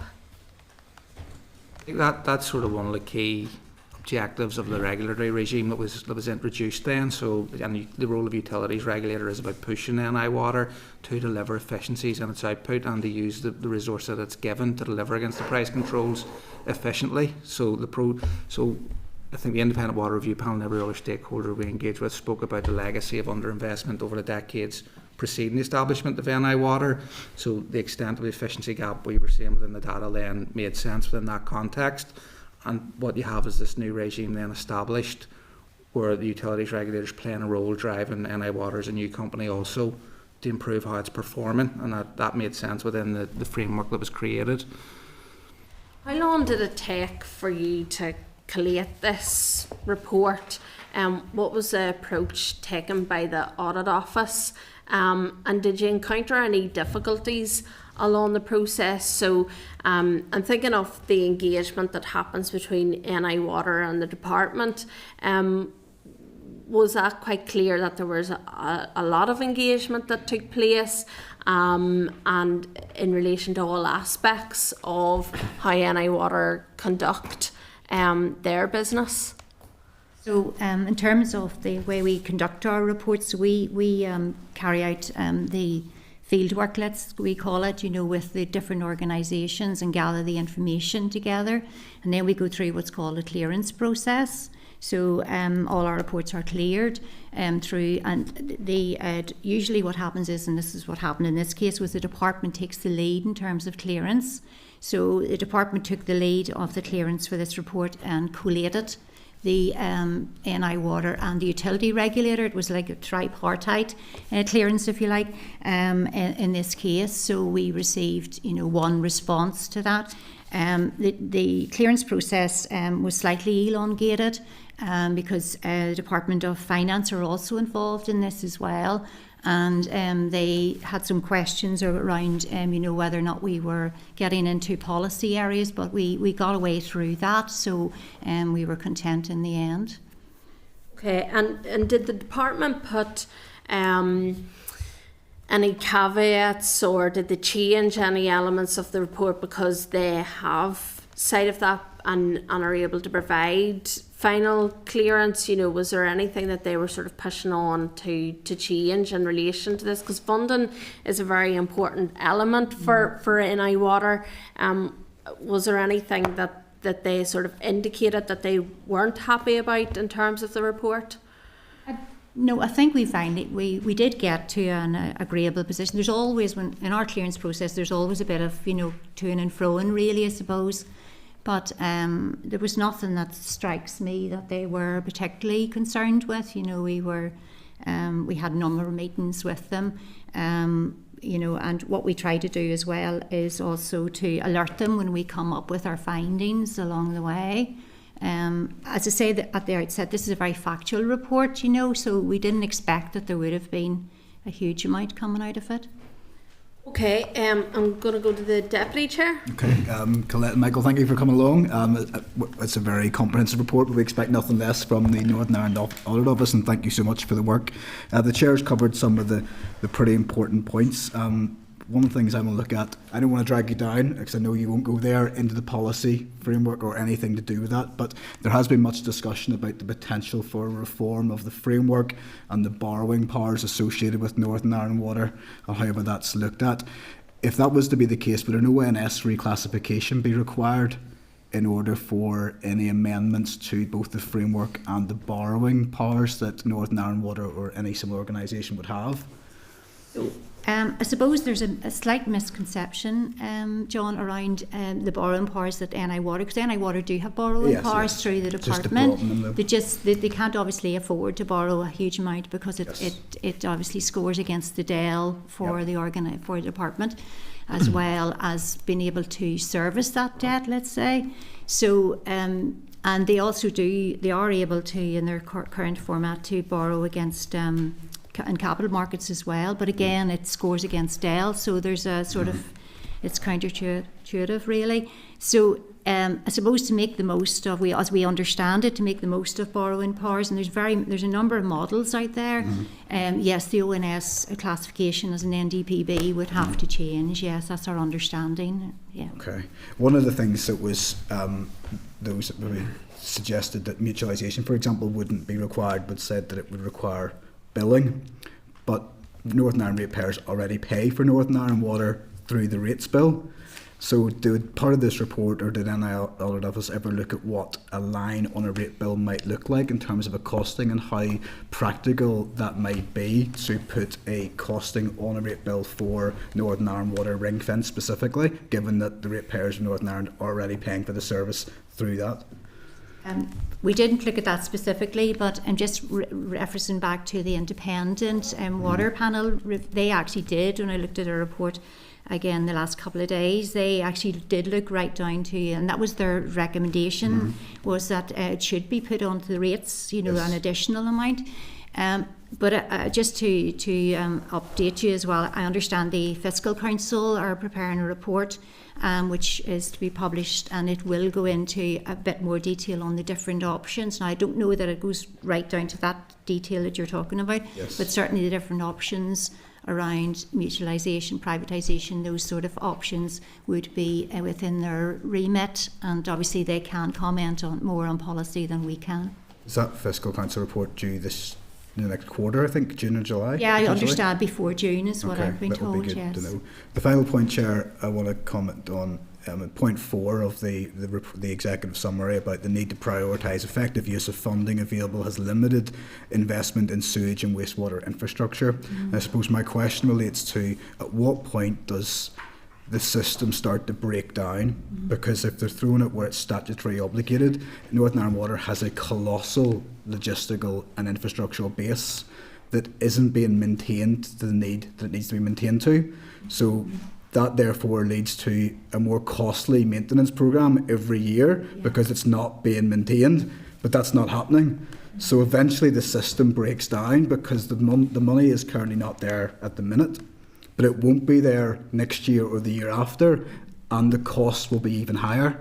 So I was wondering what the Northern Ireland Audit Office's assessment was of the long-term viability of the system before it starts to get to a point where it's unmanageable. We didn't look, I suppose, at that specifically, but what I can say is that our understanding of the PC regime and the way that is prioritised is that there's three priorities. So the first is water quality, and they prioritise the water quality. The second is around the maintenance of existing assets, as we understand it, and the third is new investments. So, in a way, if there is some money, it's sort of in that priority rating. Is there anything else you want to say on that? I suppose the figure 6. I suppose the report, I suppose what you're referring to is essentially a sort of compounding inefficiency that's going to effectively, and Exactly. I suppose the way we've interpreted that is in the figure 6 in the report, essentially the orange lines are the massive investment has to be delivered in PC21. What's not delivered there passes into the blue bars over the next decade, pushes those up and makes life harder for all decision makers involved delivering. I suppose the other aspect of it, I believe it's figure 7, what it shows in PC21, even in an environment of totally unconstrained resourcing, there's only so much capacity in construction markets and civil society to tolerate works on the scale that are needed. So I think $1 billion of what was accepted as being needed could not be delivered anyway within PC21. So this compounding effect would be future PCs will be hit with an ever-increasing amount that can't even be delivered should you secure additional finances that would theoretically allow delivery. I think that's my point, Michael, and you make it really well. If we think it's bad now, we ain't seen nothing yet in terms of what it's going to look like in 10 years' time without that investment, because things are pretty bad now, but by underinvesting year after year after year, the cost of just standing still is so much more significant, never mind the development that's required as well on top of that. And I think until we wake up and realise that, we've got a serious problem. But thank you, that's been really useful. Thanks, Thank you. Just to say, we have asked the Fiscal Council to come to committee, so they will be coming once their report has obviously been published, and they can take us through that, so which will be useful as well. Peter? Thank you, Chair, and thank you for coming in, guys. My first question relates to the elusive internal reports. I've raised this a number of times in the committee. You've had a chance to look at them. Are you able to tell us anything about these reports? The Minister has told us multiple times the funding mechanism for Northern Ireland Water has been looked at time and time again. But to me, it kind of feels like the department proposes these internal reports, someone looks at them, they mark it and say, great job, and then they just move on, get another one a few years later. No one's actually able to check the homework. So are you able to advise today, who prepared the report, what findings did they have? Did they come to a positive conclusion in terms of the funding mechanisms? So we have very briefly within the report outlined so, but really, to be honest, beyond that, we didn't quality review them, okay? And the reason why we didn't do that was because we were really looking to see if there was outcome. We were really it's the bottom line, really, what change had been made. And you can see there within our report, we have said there has been no substantial real changes to the funding or governance mechanisms because of them. Our understanding of the reports is, as you've described, they're mostly internally generated reports. Some of them would have been at the request of a minister, if their minister was in place at the time. So beyond that, to be honest, I don't think we could comment any further. Is that fair enough? I think the issue is, I suppose, classification of the organisation really comes down to degrees of control and financing sources, and ultimately there's so much flexibility within current arrangements, so they've sort of conducted reviews within that framework. Okay. And since the report's been published, how have you found engagement with the department? Has there been any further engagement, sorry, with the department to discuss steps they've taken since then? Well, we sort of talked about the not recommendations, but the sort of suggestions that we had made. Yes. So we did ask, particularly around the one around the comprehensive review. We did specifically ask around that, and I can just read you out what we have been told. So we were told that the work was being updated within the Minister's policy framework and in collaboration with NI Water. That's as far as the information we've been told. I know this has been discussed in the House a number of times as well, so we know that no review has happened. So, but beyond that, that's all the discussion we have. The reason why I ask that is I'm working on a private member's bill at the minute, and that's loosely connected to an IPSO report that was done. And about 6 months, maybe a year or so after the IPSO report about tree protection or tree preservation orders in Northern Ireland, nothing really had changed. Probably the bleakest meeting I've ever had in my life, meeting with officials, because nothing had changed. We're now a year or so again in the future, nothing's really changed. So my fear with this report, which is a fantastic report, is that not that much is going to come from it. Would that be your assessment, or or are there still sort of conversations taking place with the department around this report? I suppose the difficulty is that and this is why we didn't have a recommendation, is because we were very aware of our constraint around policy. So this very much plays into the policy space as to whether or not the Minister wishes there to be a review to look at these areas. So we just had to be very careful as to how far we could push these things. Yeah.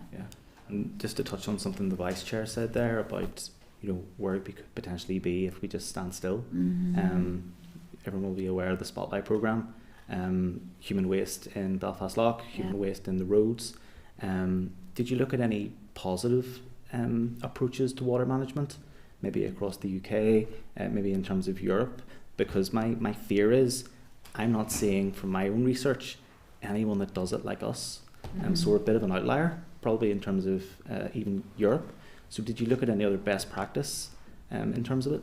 We did outline some benchmarks across the rest of the UK as to the funding mechanisms and funding and governance.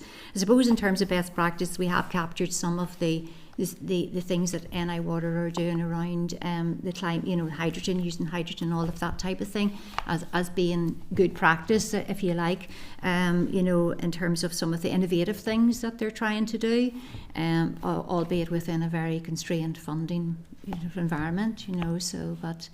And just lastly, Chair, you'd mentioned, I can't remember who to, that there'd been engagement with departmental officials. Was there ever engagement with a minister or ministerial officials? Conscious there would have been a very narrow window of time for that. But was there ever any engagement with a minister or ministerial officials? No, we didn't do that, no. Okay. Sorry, Michael just wants to come in there on one point in terms of best practice, I suppose one area that we did cite was the Highways Authority in England, and some flexibilities that they had secured with Treasury about being able to flex a certain amount of their capital budget between financial years. So it by no means solves the overarching problem, but it's a measure that may help the organisations address some of the inefficiencies that result from the stop-start cycle of financial years, and having to get money out the door before the end of the year. Thank you very much. Yeah. Okay, thank you. Andrew? Thank you, Chair. Just on that last comment about Highways England, that as I read it, it had ring-fenced multi-year budgets and year-end financial flexibility. Do you think with such an arrangement, how much of an effect would that have, do you think, with NI Water? I think we have constantly talked about multi-year budgets across a number of organisations, and how effective that would be. So that would be certainly very helpful, because given the nature of what we're talking about, infrastructure projects in particular, given the nature of those which are going to span 2-3 years sometimes, to have that certainty, and I think would put them in a very good position around negotiating with contractors, for example, securing contractors as well, and getting the best prices. But also, I think the year-end flexibility, I think you've had evidence just from NI Water around pausing, that uncertainty, it does create a huge issue, and we have highlighted in here too around in-year allocations and how reliant NI Water have been on in-year allocation. Not, I mean, it isn't an unusual thing, but you know, that does create that uncertainty, and it's to try and sort of, I think, for that point, only that point, you know, of creating certainty, it certainly, I think, would be very helpful to have those two mechanisms. Thank you. I suppose just going back, you know, to this point 8 about comprehensive review on alternative funding and governance arrangements. You know, I suppose the inference may maybe be that the previous reviews have maybe been lacking or not fully fleshed out as such. Is there an exemplar, or is there like a perfect model, or is there good terms of reference that such a review would need to take into consideration?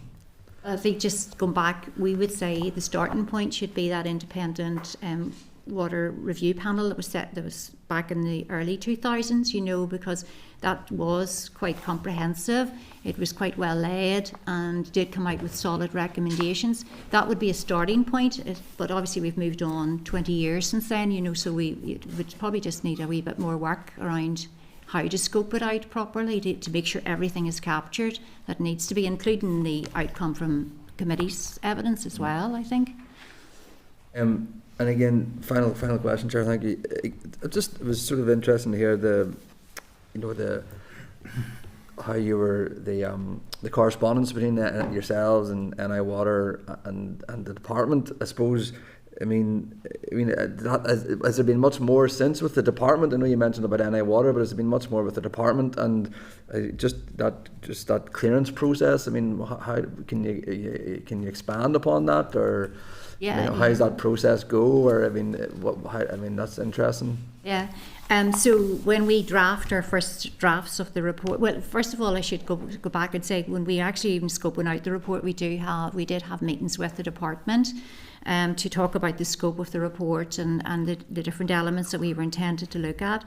And then along the way, we have various checkpoints with the department, and partially to gather in more information and just to give them a steer as to sort of the findings we're coming up with. And then we enter into this formal clearance process, which is the same for all our reports. So when we have a first draft of the report, it goes to the department who took the lead in terms of clearance with the NI Water and the utility regulator, and we get a response back from them after some weeks, and then we look at that and decide whether or not we're accepting of the changes that they have requested. If there needs to be a bit of narrative and discussion, we have that, and we did in this case. The Department of Finance, I mentioned them earlier, the Treasury Officer of Accounts is also copied into this process, so they also have a say if they wish, and they did because of the issues around funding were fundamental to them, obviously being finance, so they wanted to speak to us around that. And then we issue another draft report, and again, you know, if need be, we have another clearance process, but normally we get to a point where we get a final report and then we publish it. How does that work for you? I mean, obviously, I presume then there's things that are maybe said in the first thing that maybe get watered down or whittled out. Would that be a fair assessment, or is that? In some cases, but not so much in this one. Okay. It didn't fundamentally change, yeah. Mm-hmm. Ultimately, I should say CNAG's report, so it's up to her to decide what goes into the report. Okay, thank you. Cathal? Thanks, Chair. Long time no see. You're very welcome. Thanks. Just a couple of points. I see here benchmarking. I mean, maybe you may not be able to answer this question, but I mean, given the problems and challenges that England and Wales have, I mean, do we need to look across any other regions to see where we should benchmark there? Because I mean, I see, you know, the Chair asked about efficiencies earlier on, so there's no point in saying we need to look at best practice models in terms of. So is there any way we need to look across when we are benchmarking as a benchmark across some other regions to get maybe a more reasonable assessment, given the reports we're hearing about what's going to. Another one there, and Michael, you said it yourself in terms of PC21 was an ambitious programme, you know, and you don't have to answer this, you don't want it, because I mean, you know, it's been going on from 2007. All of a sudden, we have a PC21 programme. Now, all of a sudden, we're pumping money into wastewater infrastructure. It may have been the case that they had been doing it for the last number of PCs, but it seems to me that was a big target area. Do you think it was maybe too ambitious? I'm not saying it wasn't needed. That's not the question I'm asking. Was it? If you can answer it, if not, don't. I'll put it a different way. Then the question is, what can we learn then going forward to the PC27? Maybe that's a different way of putting it. Yeah. I think the comparison between PC21 and PC15 is interesting, and I don't think there is a right answer, to be honest. I think both approaches have their issues, and any stakeholder could poke holes in either. What happened in PC15 is essentially a realistic funding envelope is assessed before you do the plan, and then you create your plan of outputs that you have a high confidence can be realistically delivered. But there's a huge gap between that, what is in that list and what's needed. PC15 comes at the other end. PC21, apologies. Yeah. So it doesn't set that funding envelope up front. It creates the impression of a more realistic assessment of what's truly needed, but you don't have the cost envelope, so you're going to run into this. And I think through our fieldwork, that was an issue. We were considering, which is one more deficient than the other, and that's very different. There's no objective answer. It is a very subjective assessment, so that would hopefully respond to your second. Yeah. In terms of the benchmark issue, then I do agree. I think it's even wider than looking at water and sewage services across other nations, and we talked about Highways Agency, but if we're looking at particularly at funding and governance, we should look at funding and governance across, different organisations and different and potentially outside of the UK, and seeing what really works best and most effectively. No, appreciate it. That's what I'm saying. If we're going to learn anything from the report, and that's just one final question in terms of, because they sign off on it, the utility regulator. Is there any other challenge or any other ways we can work, or is it just that specific role in it? Because the utility regulator signed off on 2.1 or 2.5, whatever. After it was 2.1 originally, 2.5 after review. Is there anything we can learn from that? Because clearly, it's between whatever they requested, whatever he signs off on, then we're taking for granted that's it. And he believes in this case that they could have attained that if they had got them, because they sign off on it. Somebody somewhere realistically has to look after the consumer, which is their role. So those questions have to be asked. I think the regulator does play a really important role in this, and we understand and we did speak to the utility regulator during the report, obviously, and they challenge NI Water, in terms of the projects that are put forward, and there is that element of challenge is really important to realistically prioritise, as well as we said to the Deputy Chair, prioritising what projects, and we understand it's continual backwards and forwards with them, particularly where finances are stretched. So I do believe the regulators has a really important role. There isn't any other option on the table at the minute, and it seems to be similar to across the water. No, and not even questionable. It's just that they've signed off on a programme here. Realistically, it turned out it won't be achievable. Yeah, that's all I'm saying. But funding. Yeah, thank you. Thanks, Chair. Thank you, Stephen. Thanks, Chair, and thanks, folks, for your presentation. I suppose it was just a couple of points, really. The report was completed over a year ago, and I'm keen to establish from yourselves, do you feel listened to? I suppose, obviously, there's a lot of recommendations in there, and it was touched upon about the level of engagement since that. I suppose I'm trying to establish, is that normal practice? I know you had a bit of an update from the department, and I suppose I'm trying to tease out, was that in advance of coming to this meeting, or is that normal practice where there is regular follow-up? Because there's no point doing all these reports and then them going on a shelf, and not being listened to and action taken ultimately by each department. Yeah, well, we have during COVID, whenever the committees weren't, during the executive being down, we introduced this system where our recommendations within our reports, the department had to respond to those. We've kept that in. That's the same process now that is current. So we asked the department for an update as to where the recommendations we've made and what they've done about those, and whether they've implemented them. We also have Department of Finance and the Controller and Auditor General have agreed that in future all recommendations coming from our reports are examined by the department's audit committees as well. So that's part of just to monitor to see if they have implemented those. I suppose the other thing is, really overarching is the role of the Public Accounts Committee. All our reports go firstly to the Public Accounts Committee, and they have the obviously the primacy to hold evidence sessions on those. So they go into them in much more detail, and they produce their own report, which obviously then has recommendations within those in that report. So there are mechanisms for ensuring that these aren't just don't get left on the shelf. I think that's what you're really saying. We do the report and everybody forgets about it. Yeah. I'd say on this report, just if I could make the comment, this report has been extensively signposted by your colleagues in the executive and the assembly, and also has been raised through the media and whatever. So there has been quite a lot of emphasis on this particular subject and our report, which I'm pleased about.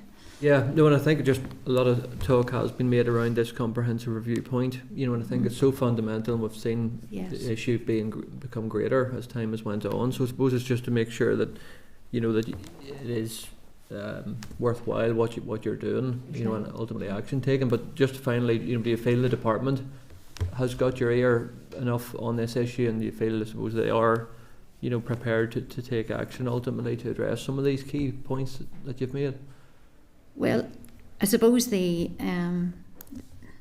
there was a review, that would be the ultimate thing coming from this report, and that's, as I said, the minister is within the minister's remit. But certainly, we had really good engagement with department and NI Water on this report. So I don't feel as though it has been put to bed and nobody's looking at it. Was that engagement was during the report, wasn't it? Yes. But in the last 13 months, do you feel that engagement has been adequate? Not in the specific area. Yeah. Okay. Thank you. Thanks, Chair. Thank you. I don't have anybody else on my list. I see Nicola there. Just has her hand up there. Sorry, Chair, thank you. I just have a quick question. Thank you, Colette and Michael, for your briefing there.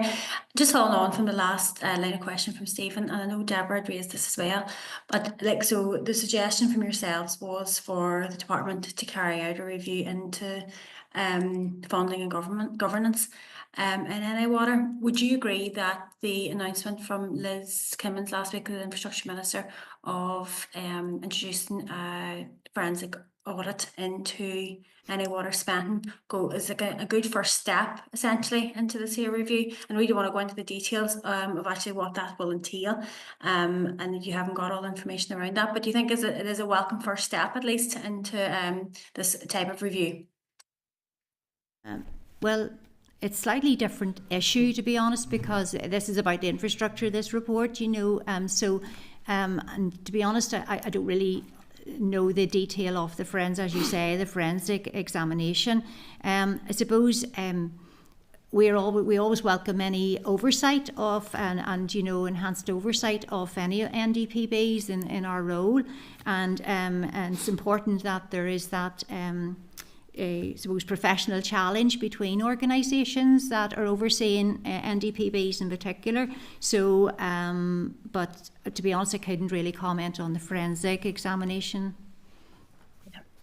No, it's fair enough. I know you've kind of already said that, but I suppose in my opinion, I do think it is a good first step in that regard to show that they are taking it seriously and they know there's work to be done on it, including the other three-pronged approach that John O'Dowd, as former Infrastructure Minister, had initially launched and that Liz is now carrying through. But listen, I appreciate that, and thank you, Chair. Thank you. Mark? Thank you, Chair, and thanks to the Audit Office for coming in with this report.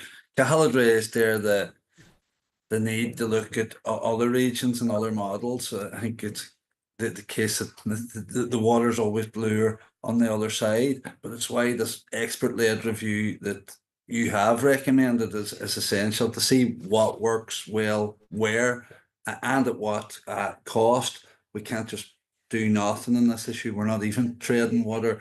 We're sinking at this stage, and we'll be sinking more rapidly without action.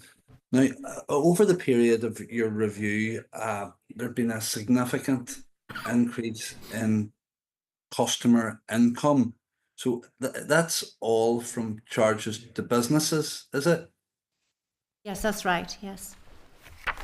You know, Non-domestic charges, yeah. Yeah, no, I think it's just worth reflecting that when businesses have to pay more, they end up charging more. Yeah. So that is ultimately passed on to the public as well. And in the same period, there was an increase in the customer subsidy of around 20%. That's just a rough mental calculation. But it's probably actually closer to 30. But do you know how that compares to an increase in the domestic rates accumulated over the same period? We didn't do that analysis, Mark, to look at that. I know what you're saying, yeah, that whether or not, but then I suppose the rates, you're talking about the rates process. So the rates process obviously is a combination of a number of different aspects of funding. So it might be difficult to break that down in some way, but we didn't try to do that. No, it was just to try and ascertain that people are ultimately paying more for water year on year, and be keen to see, and that it's a work for us. I'm just trying to see if you can save me having to do it. Do you know what the increase had been, I suppose, and what was apportioned from the block grant to Northern Ireland Water in that time? But no, thank you for the piece of work that you've done. I think it would be shameful if this is to be shelved like so much of the work that you do. And I said it before, we just can't afford to do nothing on this issue. Thank you. Thank you. Luke, thank you very much for your time today, and I do want to put on record, I know it's been said by other members here, but on behalf of the committee, thank you for the work that you did do in relation to the report, which is very informative and very useful for us as members. And as you referenced yourself, it has been talked about in the Assembly Chamber, and it did get quite a bit of media coverage as well, and it is something that we can refer back to as well. And say in the context of the Fiscal Council and their report, it'll be really interesting to see what things they are drawing out as well from their analysis of NI water funding as well. So look, thank you very much for your time today. We really do appreciate it. Thank you. Thank you. Thank you. Thank you.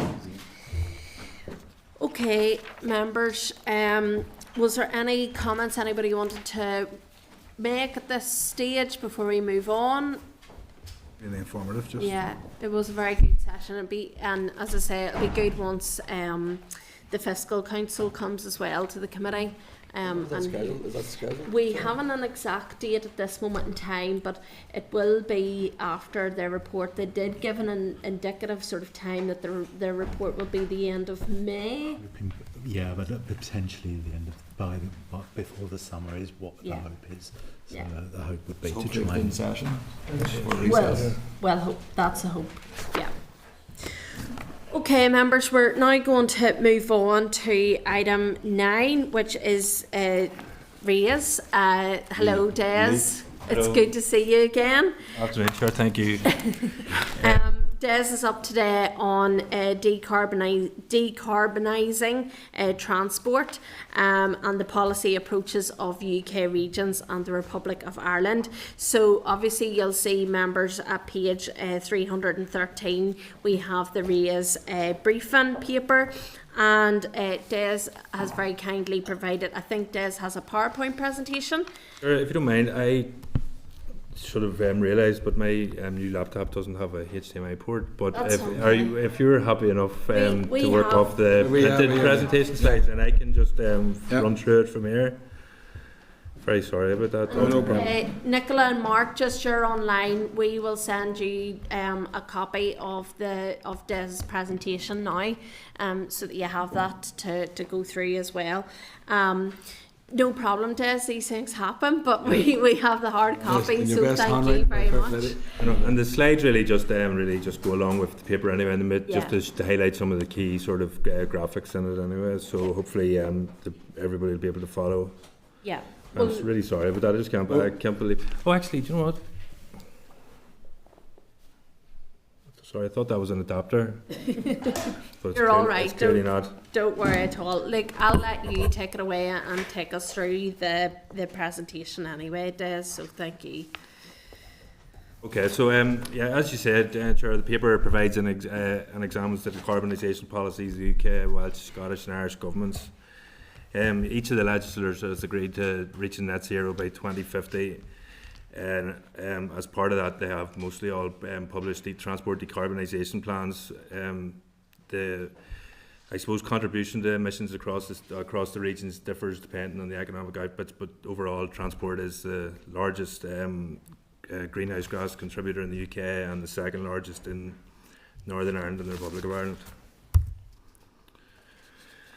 The next slide just sets out the legislation and talks about the UK Climate Change Act and the need for 5-year carbon budgets, which Northern Ireland ultimately has to contribute to. And then it sets out that the Northern Ireland Climate Change Act commits to net zero by 2050, and this also requires climate changes carbon budgets that set interim targets. So the next line just sort of sets out those targets very briefly. You can see there's a requirement for 48% reduction by 2030, 77% by 2040, and 100% obviously by 2050.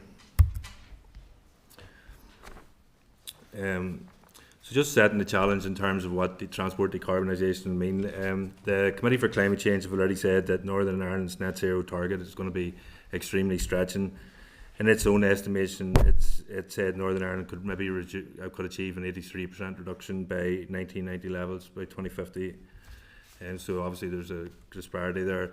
But the Committee for Climate Change are obliged to offer advice to the Northern Ireland Executive based on their own statutory targets, which is the 2050 net zero.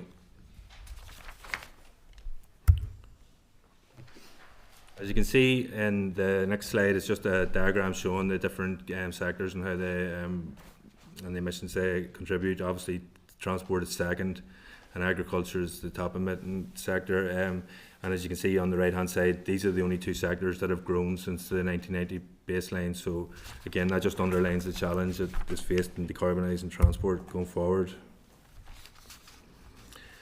The Committee for Climate Change have recently published the fourth carbon budget for Northern Ireland, and this provides a pathway to net zero.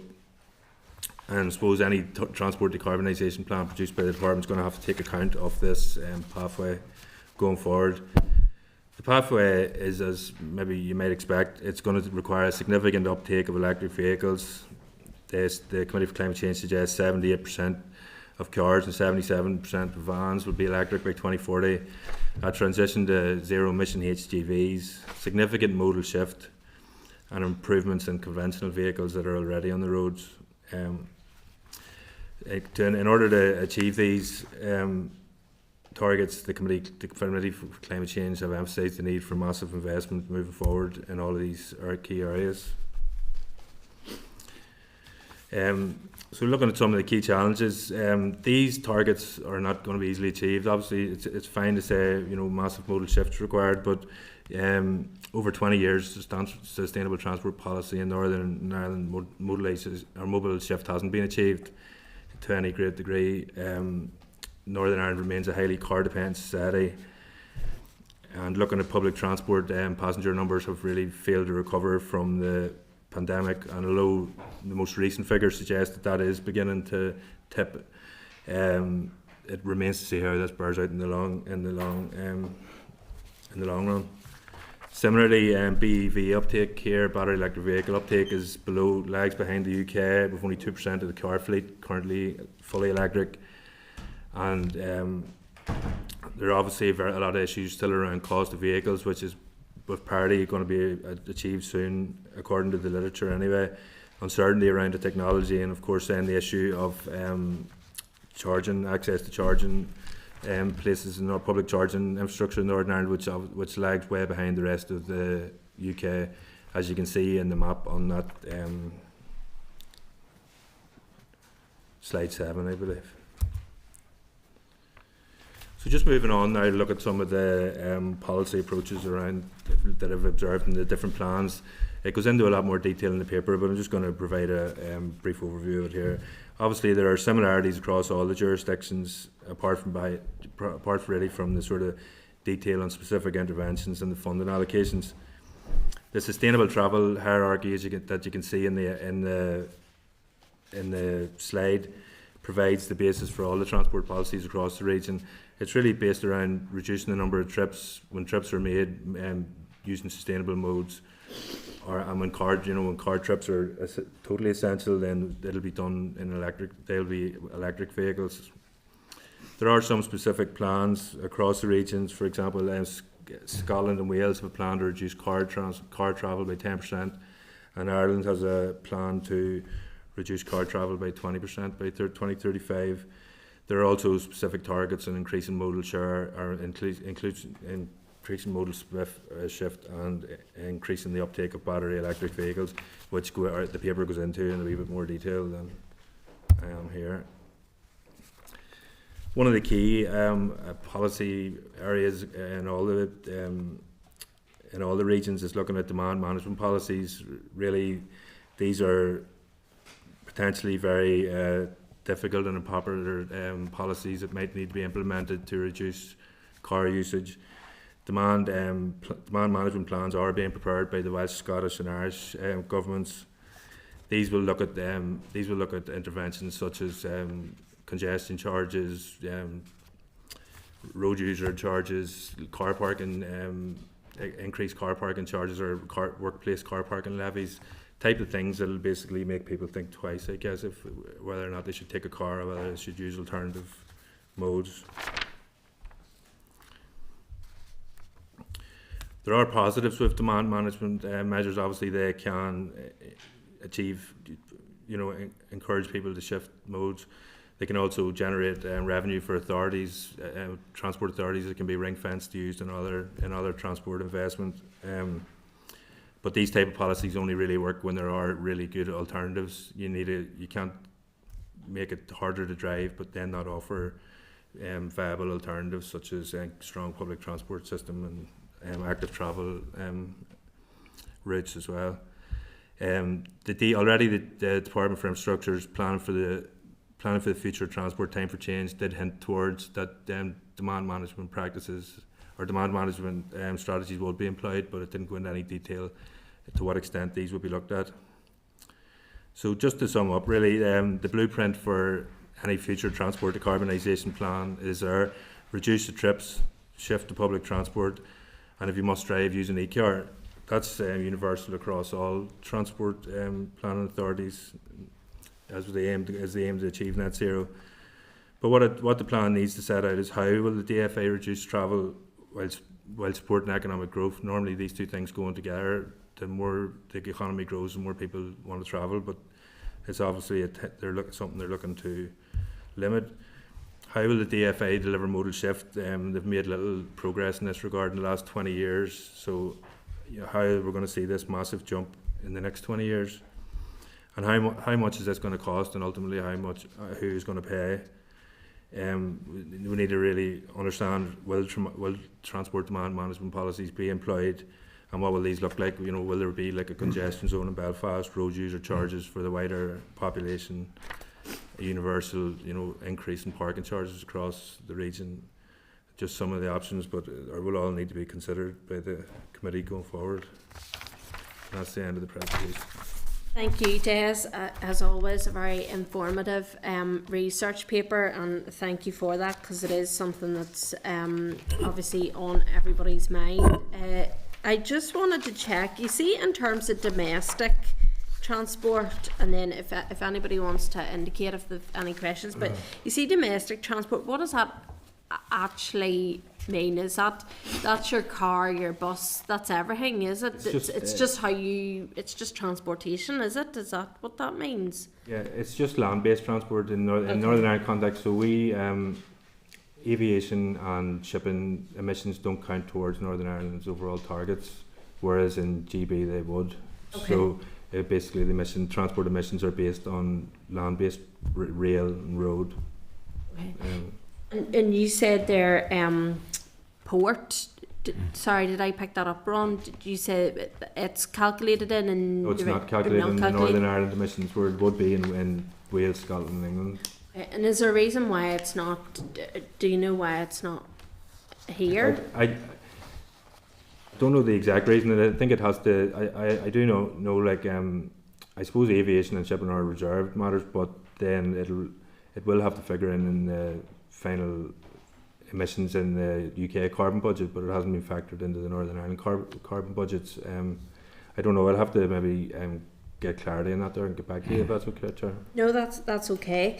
In terms of, I just wanted to check because I couldn't remember whenever I'd read through the report myself. But in terms of the likes of those demand management policies, and for example the Pacific plans in the likes of Wales and Scotland to reduce the car miles, has that had a significant impact around the carbon reduction and meeting, you know, some of their net zero targets? Is those measures actually having a correlative impact, if that makes sense?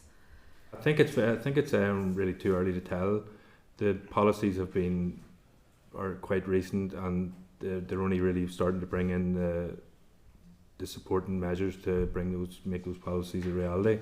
There has been a review of the Scottish 10% target by the Audit Scotland, and they've been quite critical of the fact that Scottish government hasn't brought forward the necessary plans and policies to achieve what they are. They've questioned, are the Scottish government actually really truly committed to achieving the 10% reduction, and they want them to sort of come forward and, you know, reconfirm that commitment.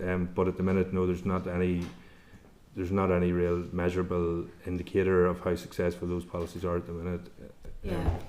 And I suppose, you know, something that you're hearing, and it's interesting because, you know, it was saying, you know, that the targets are going to be, the Climate Change Committee has said, you know, that Northern Ireland's legal target is going to be extremely stretching.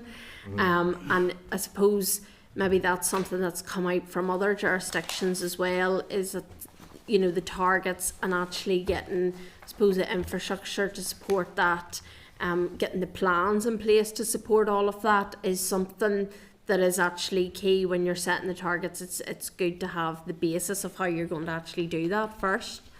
Yeah, well, I suppose the UK government first came out with the 2050 target, and then the Committee for Climate Change did an analysis of each region and looked at what their equitable share would need to be in order for the UK to reach that target. And obviously they suggested that Northern Ireland would need to reduce by 83% to enable the UK to achieve its target. And they did similar analysis for Wales and Scotland, and advised on that basis. But each region has come up with their own targets, and you know, obviously Scotland and Northern Ireland 2050, Wales and Northern Ireland 2050. Scotland's actually set the limit bit to 2045, and the Committee for Climate Change has questioned, you know, how viable are these? In every case, it says, you know, they're extremely stretching, and again, I go back to the point that it's because it's so early in the process, it's really hard to say how that it will succeed or it won't succeed. But what it will require is a very a very strong policy support, you know, a very strong backing from government. It's going to be expensive, and it's going to require it's a very time constrained objective. So, you know, it's going to require a lot of work, and it remains to be seen over I suppose we'll see it more over the end of each climate or each carbon budget period, whether or not these targets have been achieved, and it'll give us a better idea moving forward, you know, the closer we get to the 2050 target, how realistic the ambition is. Yeah. But at the minute, it's really too early to say, you know, how quickly they were getting there or whether or not we will get there. Hey, Cahill, thanks, Chair. And Yes, thanks very much for the paper. Just a couple points. See that 18% domestic. We don't know exactly what percentage would be of public transport. Oh well, I suppose 4 or 5% would. I think I haven't got it written down here, but yeah, in terms of emissions, I mean the vast majority of the emissions are from cars. It's about 70% from cars, and the remainder would be from a large share of that. Then would be from freight travel, and then vans and HGV, and then public transport would probably be a much. Oh, and that would be our target as a committee. So I'm just trying to break down the figures because I think that chart is in the actual paper. No, it's grand, even for conversation, but I appreciate it. It's just as a challenge yourself because I mean it's up 7% in 35 years. But for us as a committee looking at that, I mean, I think it's 40,000 cars travel down the motorway nearly every day. There could be less, but it's between 30 or 40,000, right? So this whole challenge about rural transport or people having we've never ever broke down where that's workers, visitors. Do we ever break those figures down? Because when we know we have to target, if it's people coming into work in Belfast, at least there's a public transport network, say out Armagh, you can facilitate that. If we're serious about it, you can talk about electric cars and all of those things, but I mean, let's go back if we want to use public transport from a committee point of view. Is there any way we can break all that down? We get a better sense, because if it's somebody visiting, you may not be able to stop somebody who wants to come shopping in the city. But if we knew 20,000 people out of 40 is travelling as workers into the city, we can encourage them to do park and ride. We can encourage them to use we can encourage them to use the trains. You know what I mean? So if we're serious about that, but the only other alternative is electric cars. I live in a rural area. I mean, most of us who live in a rural area, we need a car. There's no point in saying that. Yeah. So if we're really serious about it, electric cars, in 10 years' time, they'll be talking about these. The batteries and electric cars are not. There'll be a problem with them next. So for now, that's all I'm saying. I'm just trying to get the conversation of what we can honestly achieve ourselves, because that's where we need a target. Yeah. I mean, there are Scottish model you were saying there, pay as you drive. Now I know it's only a report and they haven't done it, or these schemes encourage £15 per day travelling into the cities and that. Yeah. That's a reasonable suggestion. You know what I mean? Yeah, for the sort of the congestion charge. Yeah, absolutely. Absolutely. Yeah. And I know the Irish government are currently doing research considering, what the equitable, how to make those kind of policies more equitable. Obviously taking into consideration that there are going to be a number of people who have to have a car, like you said, driving from rural areas. But certainly there is a large amount of data that exists to tell us exactly, how many people are coming into the city every day for work. We've got the census data that has travel to work data. We know how far people, things like the travel survey talk about how people define how far people travel to go to work, how to travel to go to places for education. I mean, there was a lot of work done as part of the transport plan process. It's still ongoing, I suppose, looking at the sort of mobility patterns around each of the transport plan regions, Belfast and the wider, we looked at hubs and different things to try to address these. There's a lot of all that analysis has been done and is out there, and certainly if there was any kind of research that the committee wanted to request from myself, I'd be able to bring some of that together. It's a piece of work, because the only thing when you spring this to mind, I mean, there's so many people working from home now. There's encouragement, especially people who work in the public sector. As a government department, we should be saying, right, work 4 days from home, don't use the car. Or whatever the case may be. But if we want to do a proper bit of research and look into it, I don't know we can do an inquiry into that, or not, or just have a look into it research wise, because that's our big target for us. That 18% is ours. It's not. Well, I was even just thinking in checking up with the department in the first instance. I mean, in their planning for future of transport and time for change, as you said, and in the report, it talks about the fact that they've hinted at demand management policies. So maybe we should check to see if the department have any demand management policies that they have in mind, because it's not something that has actually come up at committee or anything. So it might be something maybe that we could check in to see have they actually done any background work, or if they have, what, if any, demand management policies that they may have in their mind, potentially. No, 100%. Sorry. Oh, look, go on ahead then. I said, Chair, there are obviously, I suppose there's transport demand management can be broken down into sort of push and pull, you know, so that these push policies we talk about trying to push people out of their car, but obviously pull policies that make walking, cycling, public transport more attractive. Yeah. So, you know, it's transport demand management isn't all about the sort of trying to generate revenue and charge people. There are, you know, positive policies. So, as I said, the department mentioned that in the Time for Change document, but when I say mentioned, it literally was a sentence, and so yeah, it remains to be seen. Are they thinking about? I don't know. That's why I sort of highlighted it, just that it might be something that you would expect to see in the transport decarbonisation plan. To what extent they are going to go down that avenue, and you know what type of policies they're going to implement. And I suppose for us, it's how much is push and how much is pull. Do you know what Chair, I mean? I think because it's work from home, it's car share, it's park and ride, it's these demand policies, whatever is the charge, whatever. I'm not saying to charge everybody come into the city. All I'm saying is, if we looked at that, but to break that 18% down, we could do that with stats and figures, Chair. But I mean, if you looking at just basing it purely on the literature and the research that I've done, if you look at any region that has successfully achieved modal shift, the only way to do it is through a combination of push and pull. You know, you have to have the policies that discourage car use alongside policies that, you know, make it easier for people to access sustainable transport as well. That's what you won't find research that I think that would argue with that. We do have we are getting an update on the transport strategy after the Easter recess with the department. But it might be useful to have that information before they're up at the committee as well, because obviously we'll be looking more at how, you know, we are encouraging that decarbonisation. Push and pull, that's new terminology now, Chair. First we can use it the next time. Yeah, absolutely. I don't see Keith. Were you looking at? Thanks, Chair. Just to follow up, and thanks, Des, for that information. It's good. Respect to the domestic. I think it's the domestic transport terminology. See, if you look on your paper under page